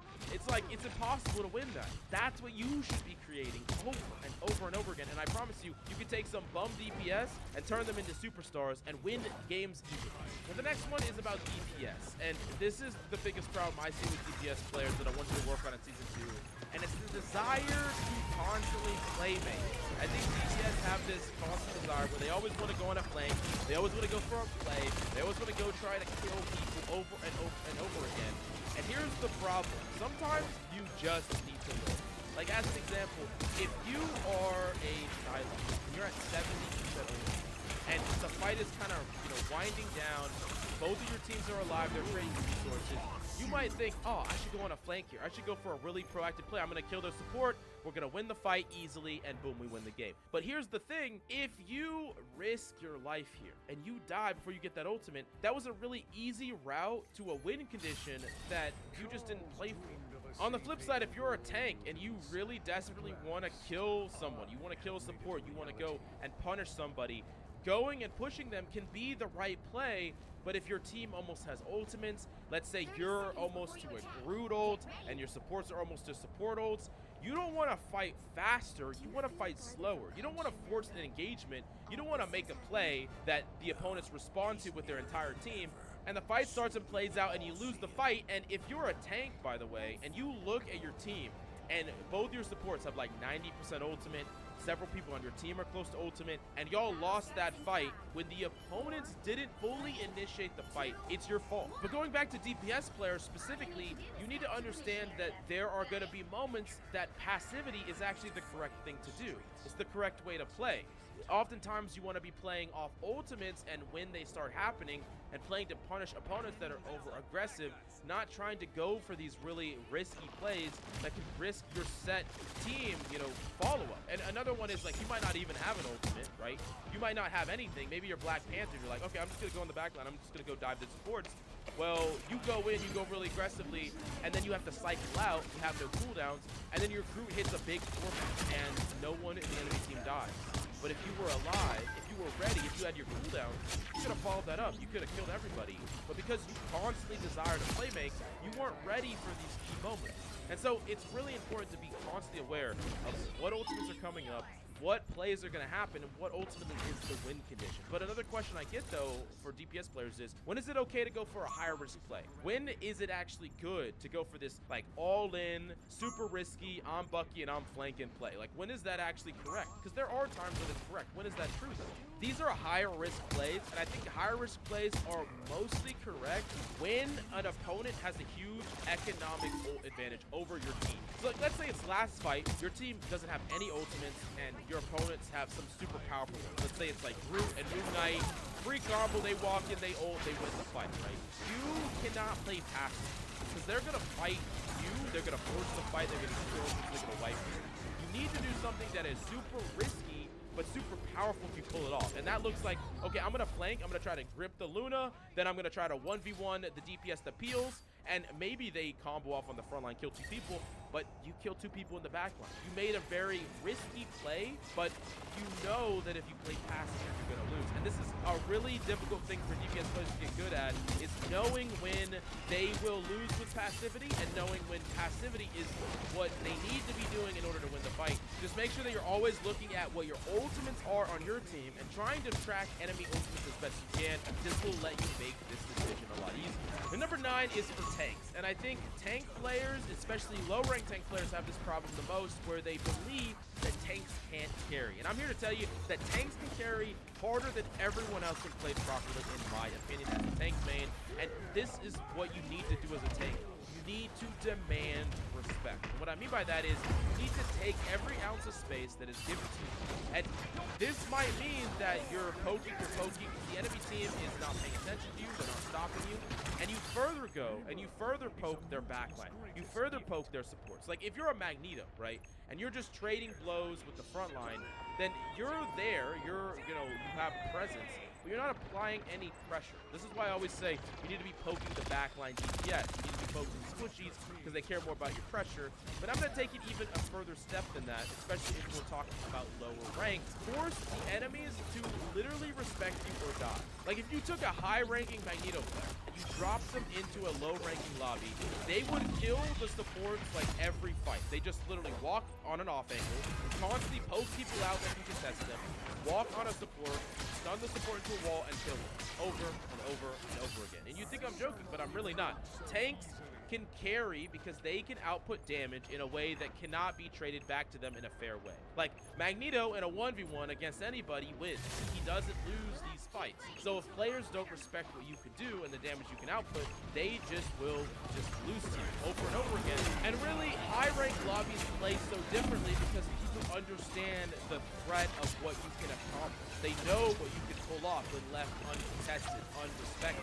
But in lower rank lobbies, players don't respect what you can do, and tanks don't take advantage of all the free space given to them, or the lack of respect given to them. Like I always say, don't be married to the objective, whether it's the cart or it's the cough point or whatever, but in lower ranks, I think that is even more true, where you should be less married to objectives and more interested in contesting angles directly and contesting players directly.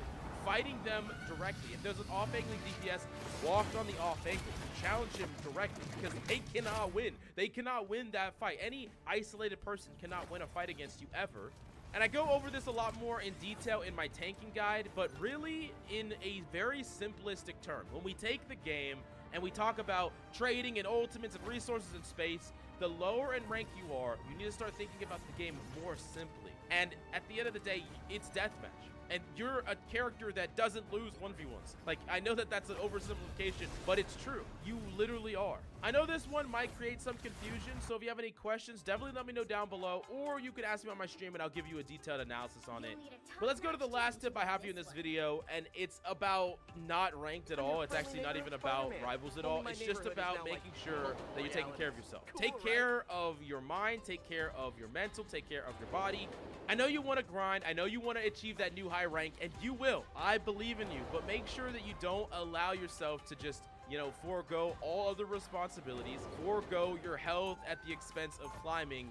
And yeah, I mean, at the end of the day, it is just a game, even though it's one that we want to better ourselves through, and I do as well. But I'll tell you, some of the times that I have climbed the highest in games is after a very frustrating play session where I am just really feeling, you know, shitty about not getting to the ranks I want to get to. I go do other things, I go hang out with friends, I go touch some grass, and then I come back and I just casually stroll to my all-time high, or to whatever I was trying so hard for. And you know, sometimes this is the best thing for you. Anyways, I hope you enjoyed the video. Smash that like, subscribe if you did, and let me know what videos you want to see next. We got a lot coming, so you're not going to want to miss them. Thank you, and I'll see you next time. Scarlet Witch CP. The teams have transcended the human existence, and they have gone into another realm of understanding. If we're actually going to see Scarlet Witch get played, I mean, look, I'm here all for it. The team up is there of Doctor Strange, so you get the 1 and 2 here. On the same note, why in God's name are you picking Scarlet Witch this early in the draft? Because there is no universe on God's green earth that Sentinels was ever going to use a ban on Scarlet Witch. Like, get anything else out for your team at this point. I mean, yeah. I think I can speak for everyone in confirming that God has definitely abandoned us. Avast! Sentinels clearly are running a resurrection position here.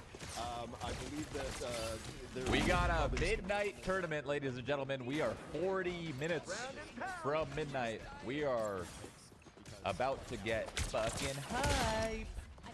I'm telling you guys, get a cup of coffee, lock in.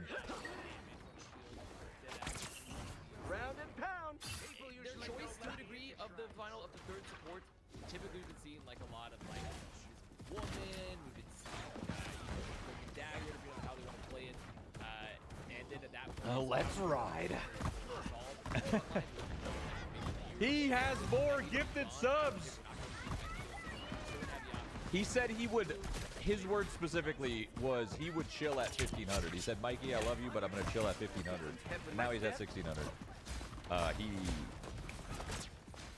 don't know how else to reiterate the fact that you don't need to do this. I can't express enough that you can stop. Yodi gifted up. Okay, listen, now I have people at my agency loaded gifting me 100 credits. Bro. Stop. Stop it. I'm telling you, you need to stop. No more, okay? Well, you know what I'm gonna have to do? I'm gonna have to just go silent and stare at the screen in silence, or go AFK or something to make you stop. And I will do that. So I just want you to stop now, before I actually do that, okay? And I'm not doing like some weird sales tactics where I'm like baiting you and manipulating you. I desperately want you to stop. Like, genuinely, I am saying this. Enough's enough. Let's just chill. Let's take a rest. Let's think about what we're doing. Really think about what we're doing. And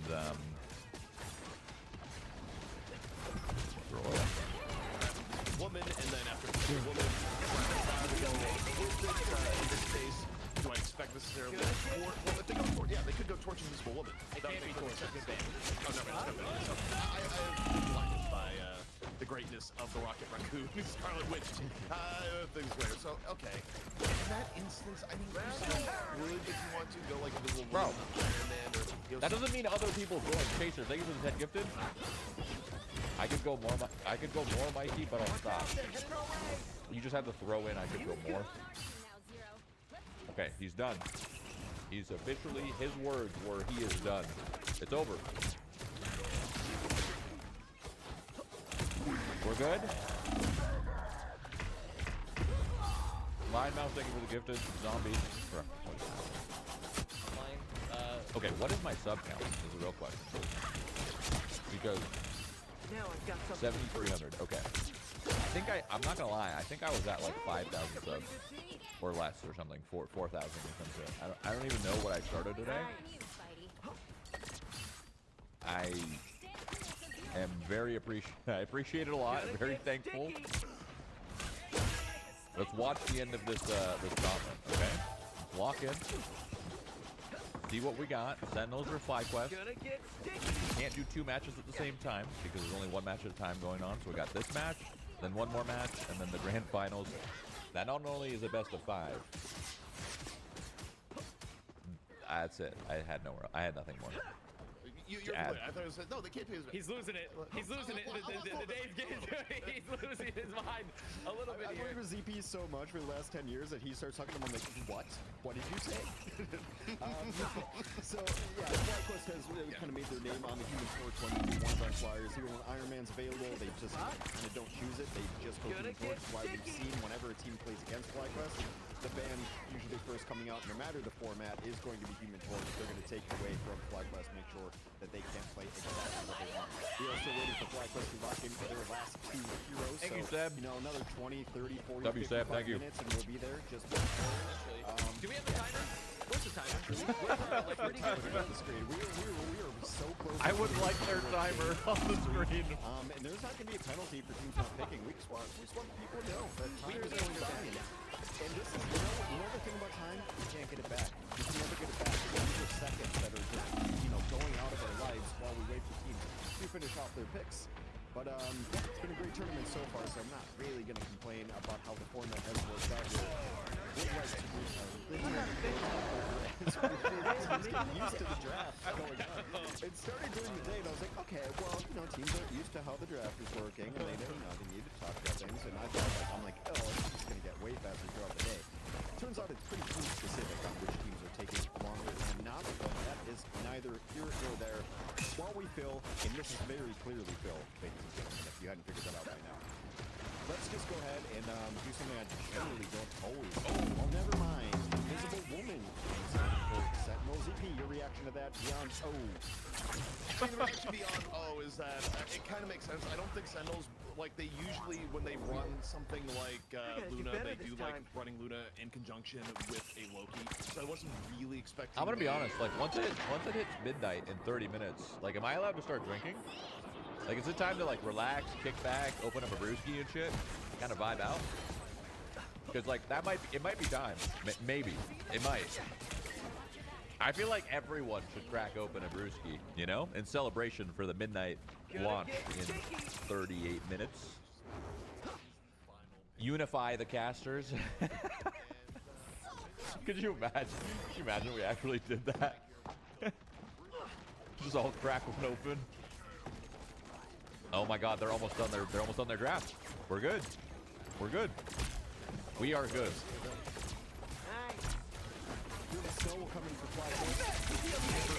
I am turning 21 at midnight. That's true. They're probably gonna pick Groot too. No. Going to need to come in. So after a very unconventional start, FlyQuest just kind of rounds out their I'm actually really conversation. excited for Scarlet Witch. This is an interesting pick. Avast, what do you make of this overall? Now you see the whole picture of this 6. I mean, to be honest, it's a little, I mean, triple Vanguard is not like strange. We've seen a lot of triple Vanguard comps. Come on, Sentinels, what you got? You're gonna pick Groot, probably. Let's get her going. Or rather, picks and changes. Espresso Martini would be Shroud's drink. Wait, how do you know that? Wait, what the fuck? How do you know that? How do you know that's my beverage of choice? When you're locked What? into the whole map, you're locked in, obviously. So it's gonna be a Sentinels, pick your character now. Because you love coffee. True. Very true. There's that extra bit of damage that comes out from magic projectiles from Scarlet Witch. So they're going to be hoping that a lot of value is going to be found here, and that hopefully the front line can kind of run over. Scarlet DPS solo. Oh wait, you're right. What? Interesting. What is FlyQuest's game plan here? This is interesting. Okay. Sentinels. Sentinels. Which tank are you gonna pick? So, I mean, maybe relying on like CYA.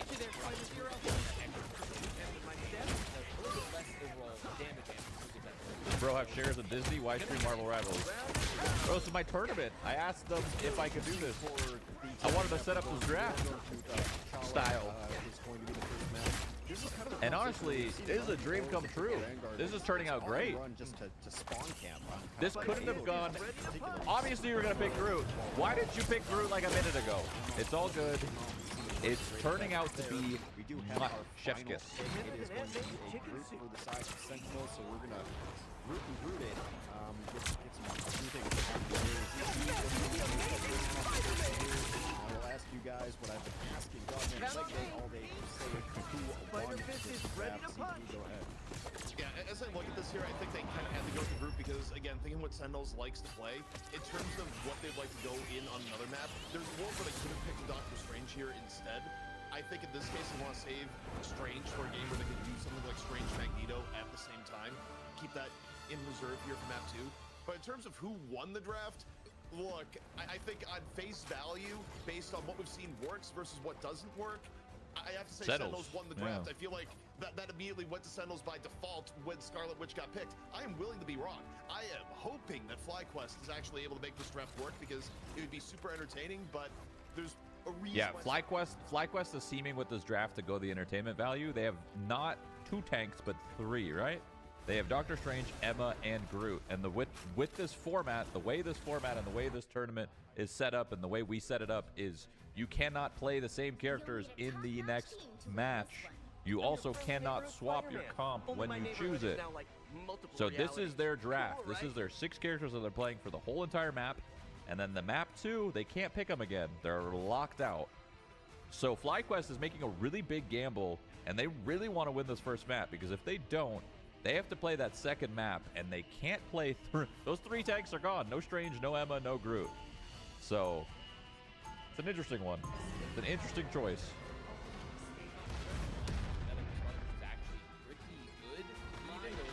There's a chance some of these teams have been saving some strategy until the very end, and it might be now.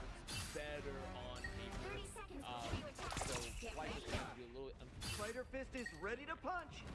Yeah, no, I think you definitely have to take into mind the stakes of this too. The difference between 3 and 4, if I recall correctly, I've explained several times that numbers are like highlight difference to me, not like words are. Essentially $2,000 on the line just for this match. The difference between 3rd and 4th place. So that ends up being critical. And then also you have the chance. Are you having fun watching this? I'm having a great. I'm gonna be honest. I'm having a good time. I'm having a good time. I think it's fun. I mean, it's kind of like I'm playing, or I'm like doing a glorified just chatting. You know, just vibing with you guys and just chatting with you guys. There's a lot of people from the Marvel Rivals community that I could joke around with and stuff, so it's pretty fun. Kitty, there's a cat. There's a cat. There's a cat. I'm having a good time. If we had known that it would go a total of like 12, 13 hours, we probably would have made the decision to split it up on 2 days.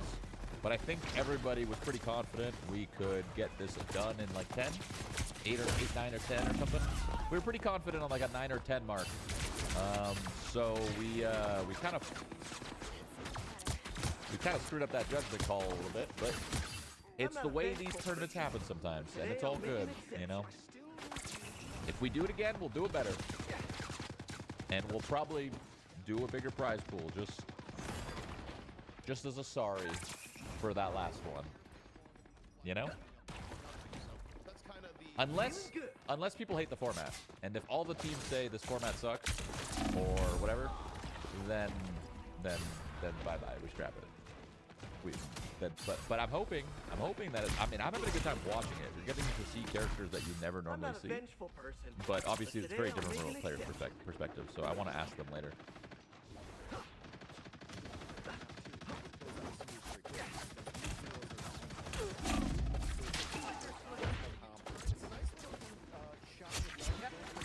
My step. Avast, is there any merit to that theory of mine? What if there's a world? Okay, hear me out. Hear me out. What if the Shroud Gauntlet 2, we do 2 drafts, where you draft 12 characters in your pool, and you can play those 12. Now, you might be thinking, won't that take twice as long when you're doing your hero draft? And the answer is yes. That's exactly right.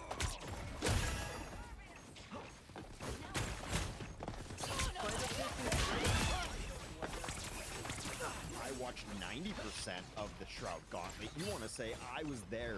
I was there up to 100% of this Shroud Gauntlet. I'm going to take 100% of this map off and enjoy your guys' casting. Avast, ZP, take it away. All right, we're in on it, and I want Scarlet Witch Camp. That's what I want here. Observers. Let's go, Scarlet Witch! Adios on it. Okay, Adios. I'm liking the Adios hero pool where you go from Torch to Jet. I'm not drunk. Off to like I'm Scarlet sober. Witch. I mean, no, you're getting the full. Time out. Quick pause, you know? Quick pause. I mean, that's the Scarlet Witch. You're doing a little reality relation. I mean, just it's fine. It's fine. It's okay. The pause limit's only 30 minutes, so we're fine. It won't take that long. We're good. We have a 30-minute, and then it continues, so it's fine. These keep giving to us, and I love that. I love that for them. I'm glad they're giving us what the viewers want. Guys, that's a really good idea. I think we should start a podcast. Oh, you know what? Okay. 3 white guys starting a podcast? That's kind of new. There are not enough. And you know what the thing is? We can cover all topics, not just gaming, but pop culture and politics as well. I feel like I've heard this same like parody skit done on like 8 different YouTube channels. By the way, like not only is it not original, it's like the parody of it is not original. Just so we're very clear. Parody at this point, yeah. Like this is how it'd be done. No response. Look, there's a brief little bit of lag. Yep, for a second. You know, maybe.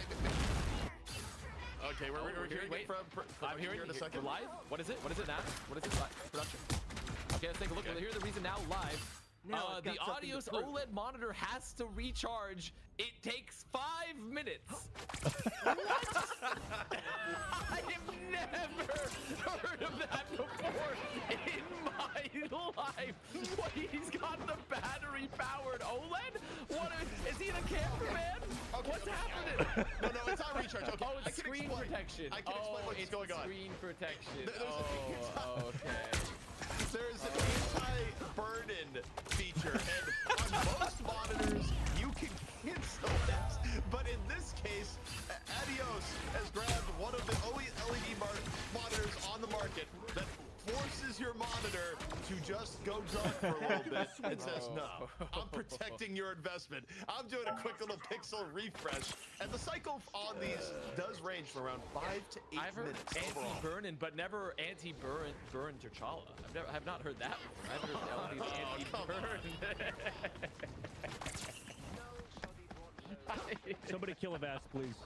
I just saw it because it was the coach's screenshot, and it says his monitor has to recharge. So that was killing me at first. But it's not. Okay, I'm glad to know it's not that he's battery powered. No, there's no battery OLED monitor. That Adios isn't Mega Man over but here. also, I I think how can we link this to the Scarlet Witch narrative that like Scarlet Witch is just so intense that she's actually draining power. I know exactly what that means. Every single OLED monitor has a notification that pops up anywhere from 6 to 8 hours, and it says, "Hey, you should do a pixel clean, refresh your pixels because you know you don't want to get burning." I've never seen a monitor force do it though. That's crazy. That's crazy. I just wanted to make sure we gave you the proper dues on that. Because when you bring up a joke that's funny, it makes it funny. Also, actually, I was just looking at Shroud Chat to see that reaction was about as I expected. And honestly, one of the viewers there had a pretty good comment of, "Look, just say you have to poop, no shame in it." Effectively. I mean, honestly, I'm glad that at least they're recognizing it, because earlier when Alex, like, my eyes were drawn, when Golden Boy was like, my eyes were drawn, and he didn't even acknowledge that. He didn't even acknowledge that one. So I'm glad at least someone's referencing some of the jokes that happen here. But I guess what are we doing here now that we Well, we're waiting for a pixel refresh cycle is actually what we're doing. Like, that is precisely what we're waiting for right now. I can't believe this. Actually, I'm okay with this. The fact is that it's going to be years from now, and we're going to be like, you remember the time that we got, like, delayed by a pixel refresh cycle from someone's OLED monitor? Like, this storyline has some legs. It will continue on. The Shroud Gauntlet does have some legs, ladies and gentlemen. That's what I want to hear. That's what he actually meant to say. Real and true. The entire stadium while we were there. That was like the Allen OWL homestand back in 20. I think it was in Dallas. Yeah. Oh yes, it was the Dallas one. Yeah, I do. I was casting during the time I was on stage and all the lights went out, and it was horrifying for a second. And then we had to stop. So yeah, this is minor stuff. We've all been through way worse than someone's got to refresh their OLEDs. Although I don't feel like talking about the game or the matchup anymore. I think I'm just gonna just start doing anecdotes. But also, what if Adios comes in and just has the most just cracked, ridiculous game on Scarlet Witch? You know, at what amount do we have to say? Is well, that, I mean, like recharging your monitor is actually the play because I've never seen this guy like. I might do my pixel refresh, honestly. Every second, you know, just I might too. As it goes on in. I saw my pixel refresh notification and I skipped that shit instantly. But at this point, I might as well do it. The thing about the pixel refresh sometimes is it says it takes 5 minutes, but it actually goes for 15. So it's a good thing that our tech pause is 30 minutes long. So. Very much a skill-based expression of like how do you put value to positioning. There's really not like a very hard aiming mechanic with Scarlet Witch currently. So I will say that it's a game sense hero overall, and one that's very effective, but I find that an extra irony in this. Also, just people wondering, like, we're pissed. No, we're actually, there's no piss here. This is actually super amusing, but also, look, we're not going to throw to a break. Ideally, the pixel refresh is done any moment now. You know, we got to keep you guys kind of entertained while waiting here, I suppose that. And look, I mean, how many times have you seen a tech pause in a tournament because of a mod? In this way, I mean, it's little. To be fair, probably tons of tech pauses, but not the OLED we've been playing so long. I have to individually pixel refresh my Also, monitor. most other broadcasts would be professional enough to not look at the screenshot, laugh about it, and talk about it. So probably. But it's so funny. But it is really funny though. Like we played the game so long on monitor, has to protect itself from heat damage. That's crazy funny. Yeah, I mean, I was considering protecting myself from brain damage, but it's way too far beyond at this point. I forgot the bracket, but we've looked at the bracket enough times. I think there's that. We already know what the prize pool is. What's production going to put up here? This schedule. At 9 p.m. we will be starting the grand finals, everyone. Oh, is that so? Wait, update. Spark is saying his monitor is on, but light went to the bathroom? It's all good. It's all good. It's all good. It is a little bit funny at this point. It's kind of funny. It's a little funny. I will say, it's not. I mean, I literally have. You know, it doesn't. I mean, this is good. Good stuff. Overall, good stuff. North America. I have to say that What are they feeding? What are they drinking? The quotes. Wait, they added the quotes. Like all the time. Like, why are they having to pass this many electrolytes constantly? They're drinking like they're LeBron James for hydration. I may as well use the restroom too, you know? Wait, are we good? Yeah. Okay, we're not good yet. The funny thing is, I'm not sure if it was true or not, but some of the players were asking if they could play tomorrow, where this is most of the players' fault. I'm still here. Like, we are pretty... Oh, I'm gonna go Joker mode. I'm gonna go Joker mode.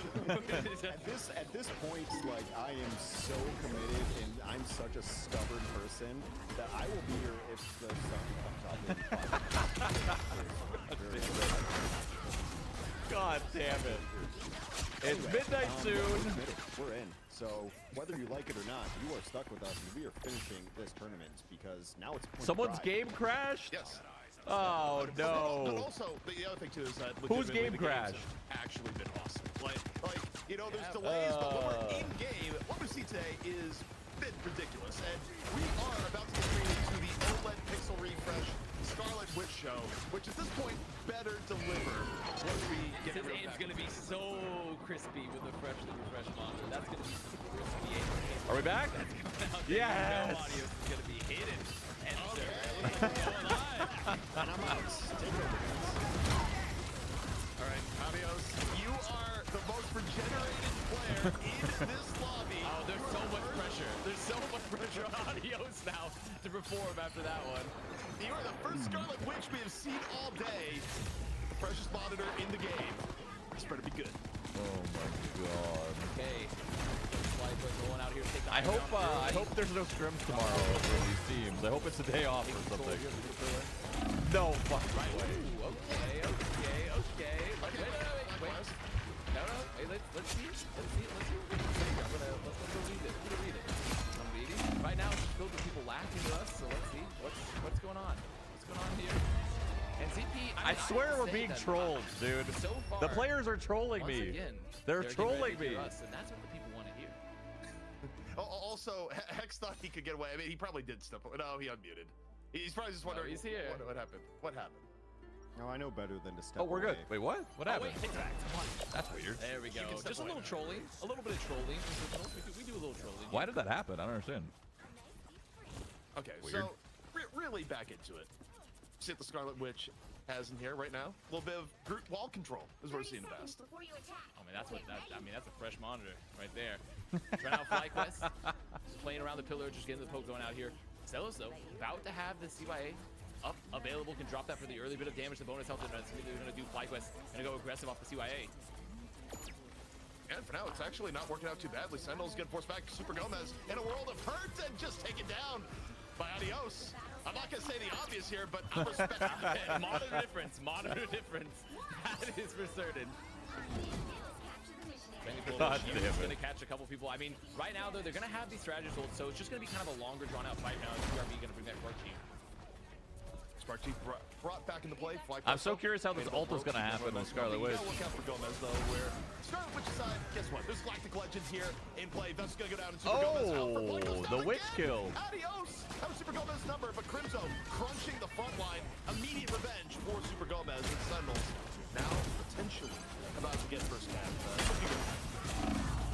And you see Crimzo getting a lot of great picks there, too, because Groot is actually a very strong damage dealer in those primary fires consistently. And Crimzo, I talked about this earlier. I don't know how this ult is going to happen with Scarlet Witch. It's going to be... Crimzo's going to get the first blood. it's going to be difficult. I think getting a good Scarlet Witch ult is going to be extremely difficult. Pretty quickly here, take the high ground again. Sentinels have to feel pretty confident. Their ult bank's looking good. For FlyQuest, the question of, okay, what are we going to do with the how are we going to do with the Sonic Seduction? Are we going to answer with our own? Are we just going to look to block it with some of our shields?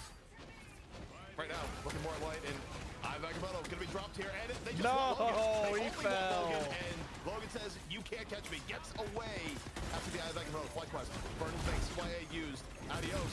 Maybe time to explode. Maybe time to get hit with Strangling Pistol. They live. Still alive. And Here it comes. A little bit of chaos coming up and over, and it's done nothing. That's okay. That's okay. It's just the first ult of the game. I mean, that's just the value of those blue walls there. Blocking a lot of that damage there for reality erasure now. Still trading out here. Remember, because while the time ticks down, Sentinel still control this bank here. They're gonna have the Galactic Legend. They're gonna have the Karmic Revival. So they have plenty of options here to continue to sustain. As Adios is amazing. Over the top, Galactic Legend No gonna way. be used here and down. This time by Light. I mean, look, the presence on the Gomez has been good, but while you're looking at Gomez, you're not looking at Crimzo just crunching the front line right now in the group. Gone back a little bit of time, but Crimzo's bread and butter here thus far. And all the while, Vast, Sentinels have maintained control of the point. Yeah, FlyQuest just unable to burn through the sustain for Sentinels currently, and they might be able to get a late pick here on the Bar Chief. Trying to make it out, gonna wall himself off. Still running desperately. Run, Bar Chief, no, not gonna make it. Hunted down. Group rivals. And now FlyQuest, a mad dash to make it back. They have to touch, they are gonna be holding on to the CYA. They're gonna have some opportunity, but Sentinels are coming in here for free. Crimzo. Oh, that's a miss. Prison, that is a miss. Didn't hit anyone. That absolutely did not. There's no strangling. No strangling prison. Very open air. I can't tell if the Scarlet Witch is working or not, you know? Looking for more, and maybe time for a little bit more pure chaos. Second time, maybe the charm. Up and over goes Adios, and it's also still not shielded away as Crimzo does not care. Crimzo continue to be the iron wall here on the group. We are in overtime. Sentinels 99, FlyQuest 0, and FlyQuest running out of bodies to throw on the point. Yeah, unfortunately, just not going to have the same thing. I don't know if the Scarlet Witch is going to work. I don't know if it's going to work. Scarlet Witch is that she actually has a pretty good kit, right? You're seeing Adios do a good amount of damage. You're able to have some long range and mid range fighting. But the ult, if you're lined up, especially when you have to do walls, you have to slide agent, it's just pretty hard to get value out of that ult in general. So, really kind of a useful fighter. Which, to be fair, I think still was generating some value.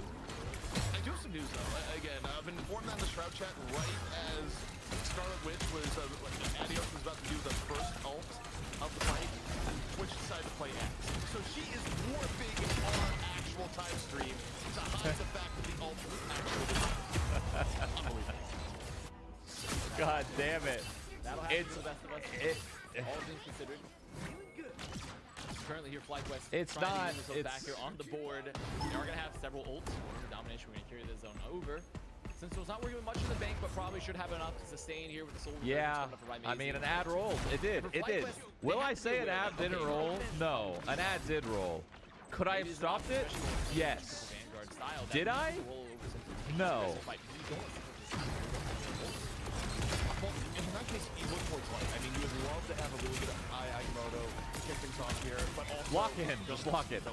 Stop talking and lock in. I've had a little bit of trouble getting things going because of the Scarlet Witch pressure, and so far, not finding too much with the Spike Punches, though. Moving forward, as the Strangling Prison good to go. Looking, waiting for the opportunity.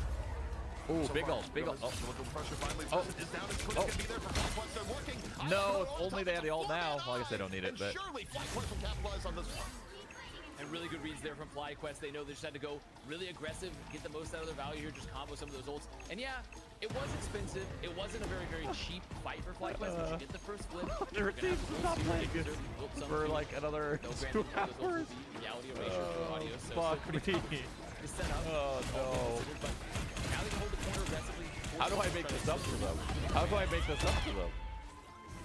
FlyQuest trying to take this fight up. I feel like I owe all of them Sentinels hosts. back. Decent wall positioning. Adios gets the pick, and they get the invisible boundary out of Kurova. Where if you're FlyQuest, you don't even have to stay in this fight. You can just back up a little bit. You've gotten a pick, even though it's been cocooned, and this is good. This is actually really nice movement out of FlyQuest here. And now, Adios, third time's the charm. Is it? No. No, it's not. Adios is dead. Galactic Legend with the more direct firepower, but the BRB going to bring Adios back into the fight.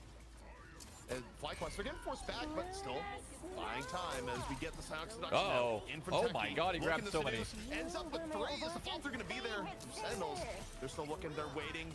Spark Chief dropping Strangling Prison. In return, Crimzo still hanging on to his. Soul Resurgence from them raising. Going to get the Sentinels nice and healthy as Crimzo lands a big prison in return.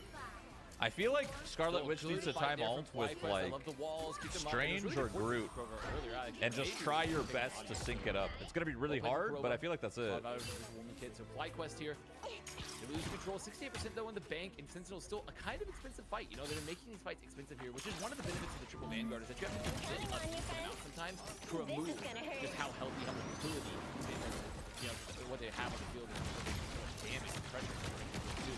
Light really heavily, but FlyQuest gonna make the point. Yeah, I mean, they used the portal for the recontest. They'll save it for later, and it's going to force Sentinels and drop the invisible boundary early in the fight. Light right now. Going to try and wait it out. Look for the... Big ult. No support ult. Seizing the opportunity. Up, over, Galactic Legend, finding Zealous in the corner. That's one way to stop the BRBs. Even though Adios continues to be on anti-Star-Lord duty. 5 on 5. Adios is going in. Looking for the blow-up. No Scarlet with shit. Reality erasure. And no, still not getting it. I'm going to keep piping it up, and one day it's going to kill at least one person, I swear. One day it will, but right now, Logan, I mean, just dodging, ducking around Light, trying to keep the pressure on. Gonna try to hit the August. No, that was almost good. The push, bro. The push was huge. Back, Crimson with the walls, and sure, FlyQuest in control of the point right now, but they're in a pretty decent, I mean, rather not that decent position, because technically coming with the Sonic production, they're able to walk forward. Everyone's up, everyone's alive, and they have to stay in prison. Production Genki's value here for Techie, setting up Kurova on the other end. FlyQuest continuing to get I mean, 78% ain't bad. Back in favor of Sentinels. 58-78. FlyQuest running out of opportunities here. But in what may be the last match of the game where we see Scarlet Witch get played, you look at the ult generation here. Adios is going to get one more attempt. Come on, Adios. Adios, hit this banger to win this team fight to win the game right now. They could go for the deadly, the dastardly strangling prison reality erasure combo there between Witch and Root. We have not seen that one too often. FlyQuest though making their approach, going to be in a last fight territory potentially, especially with Sentinels. I mean, they're not having, they don't have a Doctor Strange, not going to fast. Here it comes. Here it comes. Not able to get the ball through. Meanwhile, Gomez, stunned. Legend, She got stunned.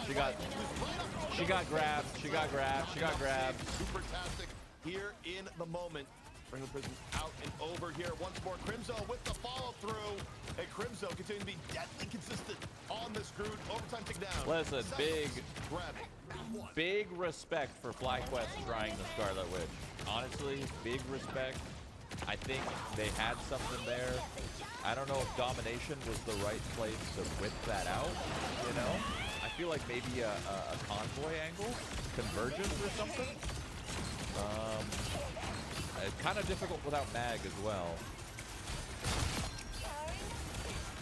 I will say, and look, part of it was a little bit for me. I don't even necessarily think the point of picking Scarlet Witch was for the moment. I think they did like the idea of using Scarlet Witch as kind of MVP.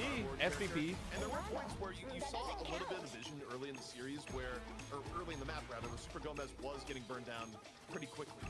However, I think even if you're picking a hero, not necessarily for the contribution of their ultimate, I do wonder if that's the proper way to go, even if they're good in the neutral, because so much of your power that you get from characters is pretty heavily dependent on what their ultimate is able to do. So, you know, even when you price that in, I'm not entirely convinced that the Witch was the way to go here for FlyQuest, despite the SVP being The risky part here with and why they took a big gamble of FlyQuest is they chose 3 Vanguards. They chose 3 tanks as their first draft, which means Sentinels could instantly ban Magneto, and if they instantly ban Magneto, FlyQuest can't play many tanks. That means if Sentinels instantly bans Magneto, which they probably will, FlyQuest is gonna play what? The Thing and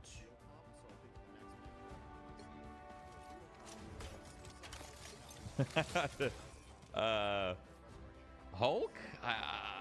Thor? They could try Thor. I don't know. They could try. Oh, Captain America. Oh yeah, Captain America's a good one actually. Yeah, the Captain. But what do they complement with the Captain? They could go pure dive, go Cap, Venom, and you know, play Spider-Man. Finally whip out the Spider-Man. I don't know. It could work actually. Maybe they're 5-heading this shit, you know? Maybe they're 5-heading this shit, and this is all part of the plan. I've actually used Triple Vanguard to a lot of success in the past, but it didn't feel like FlyQuest was getting the most out of it here in particular, where they weren't holding enough space. They weren't really. Don't worry, we'll learn in 30 minutes when bans are over. No, I think they said they already did the bans. Did they? Wait, I don't know. Wait, what did they say? Hold on. Just kind of outlasting the other team. I think Triple Vanguard works a lot better on maps where you can spawn camp and kind of just be in their face and make them break you, be the shield rather than the sword. The one interesting thing is that the Sentinels did play a lot of their best heroes. I mean, Gomez is great on Star-Lord. We'll see what they make. I would imagine, and this is my uneducated host point of view, you guys know better than I do, of course, that the Sentinels will probably rotate into trying to do Maze and non-human push. It seems like they build a composition around like their DPS player, you can play Star-Lord. We'll see. It's my one prediction of the night because I don't like putting predictions out there because I'm usually wrong and chat never lets me forget. Sentinels 1-0.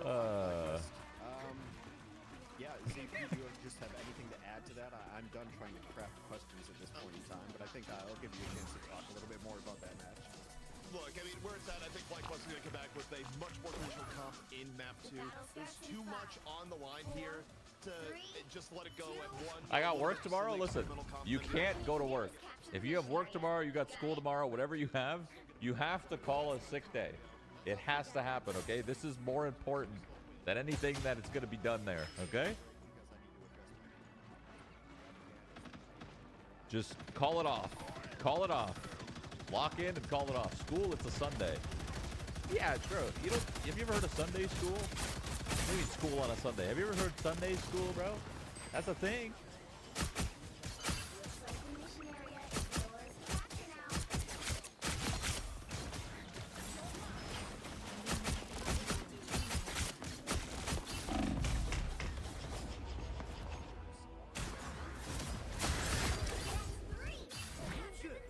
So important.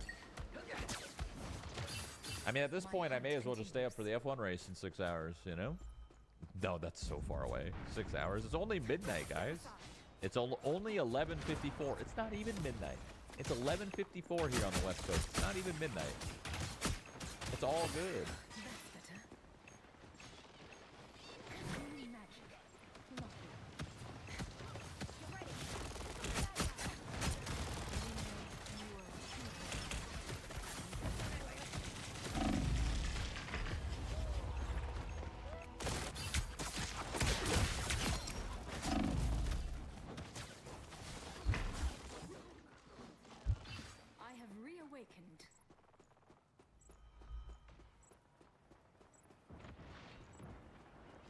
I'm gonna wake up at like 11 p.m. tomorrow. I mean, yeah, that's okay. Sometimes it's kind of fun to like mess up your schedule because like when you mess up your schedule, you have that chance to like reset and like redeem / like redo your schedule. You know what I mean? So like sometimes like it's just kind of fun to screw up your schedule on purpose because then you think it's like a challenge to get it back, you know? I think it's quite fun. I do it all the time.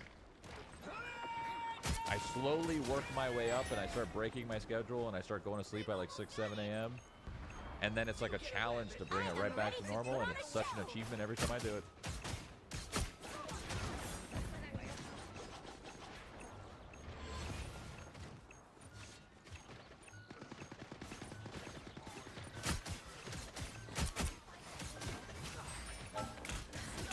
You're so brave.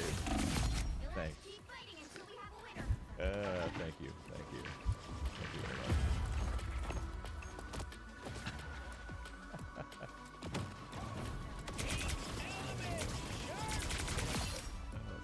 This is good stuff.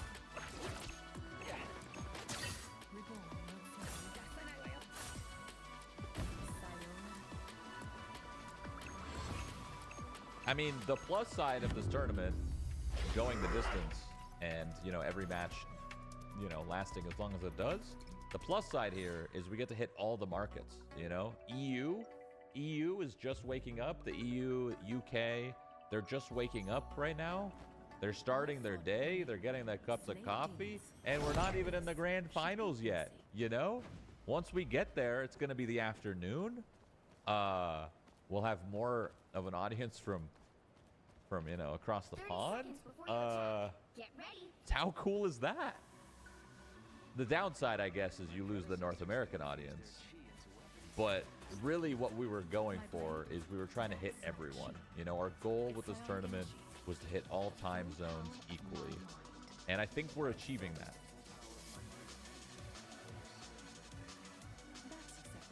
The battle starts in 5, 4, 3, 2, 1.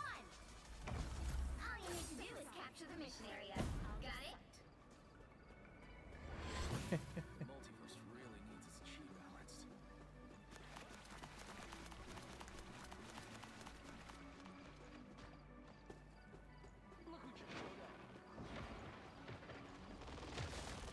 So I really gotta ask, how did you talk them into this schedule? To be fair, we did have a run-up show, and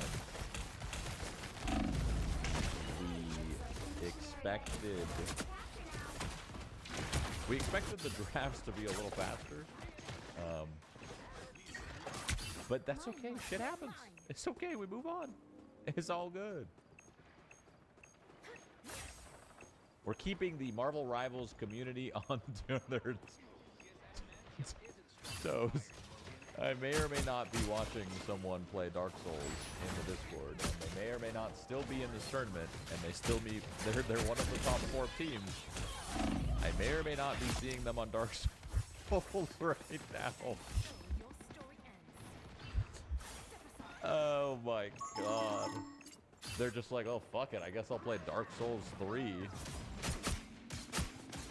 I'm not gonna say who it is, I'm not gonna say which team it's on, but I'm seeing someone screen share Dark Souls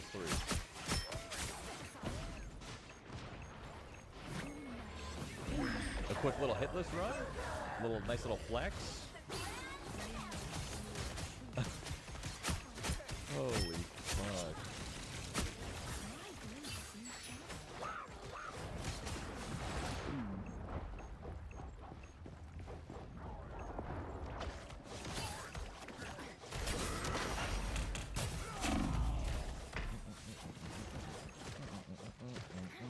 Who won? Well, the first map went to Sentinels, and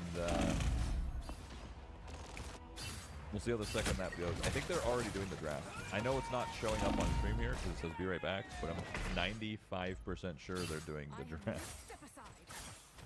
Oh, this is fucking funny. I mean, it's like not funny, but like it's kind of funny. I don't know if I should be laughing. I don't know.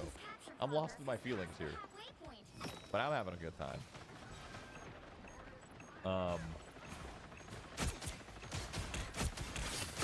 Yeah, I think they're almost on their draft, if I'm looking at their stream correctly.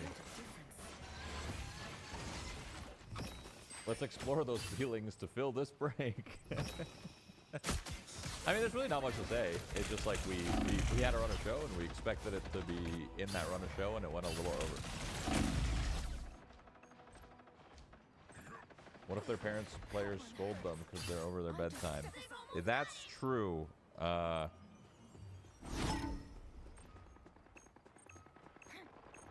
yeah, I mean, you know, you just tell your parents that, you know, those days where you gotta work, you tell your parents, you know, those days where you gotta work overtime? That's what I'm doing right now, you know?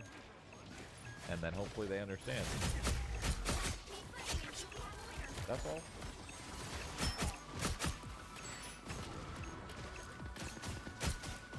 You could also say it's a Saturday. That's true.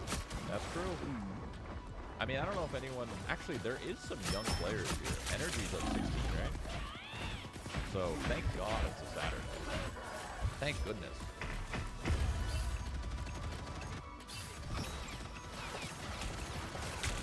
You tell my parents? Yeah, let me just... Everyone, give me your phone number. I'll call your parents. I'll let them know. Call your work, whatever you need. Give the phone number that you need. I'll call whoever, and I'll let them know and explain the situation. It might take me all night, but I'll do it. I'll handle it. Don't worry.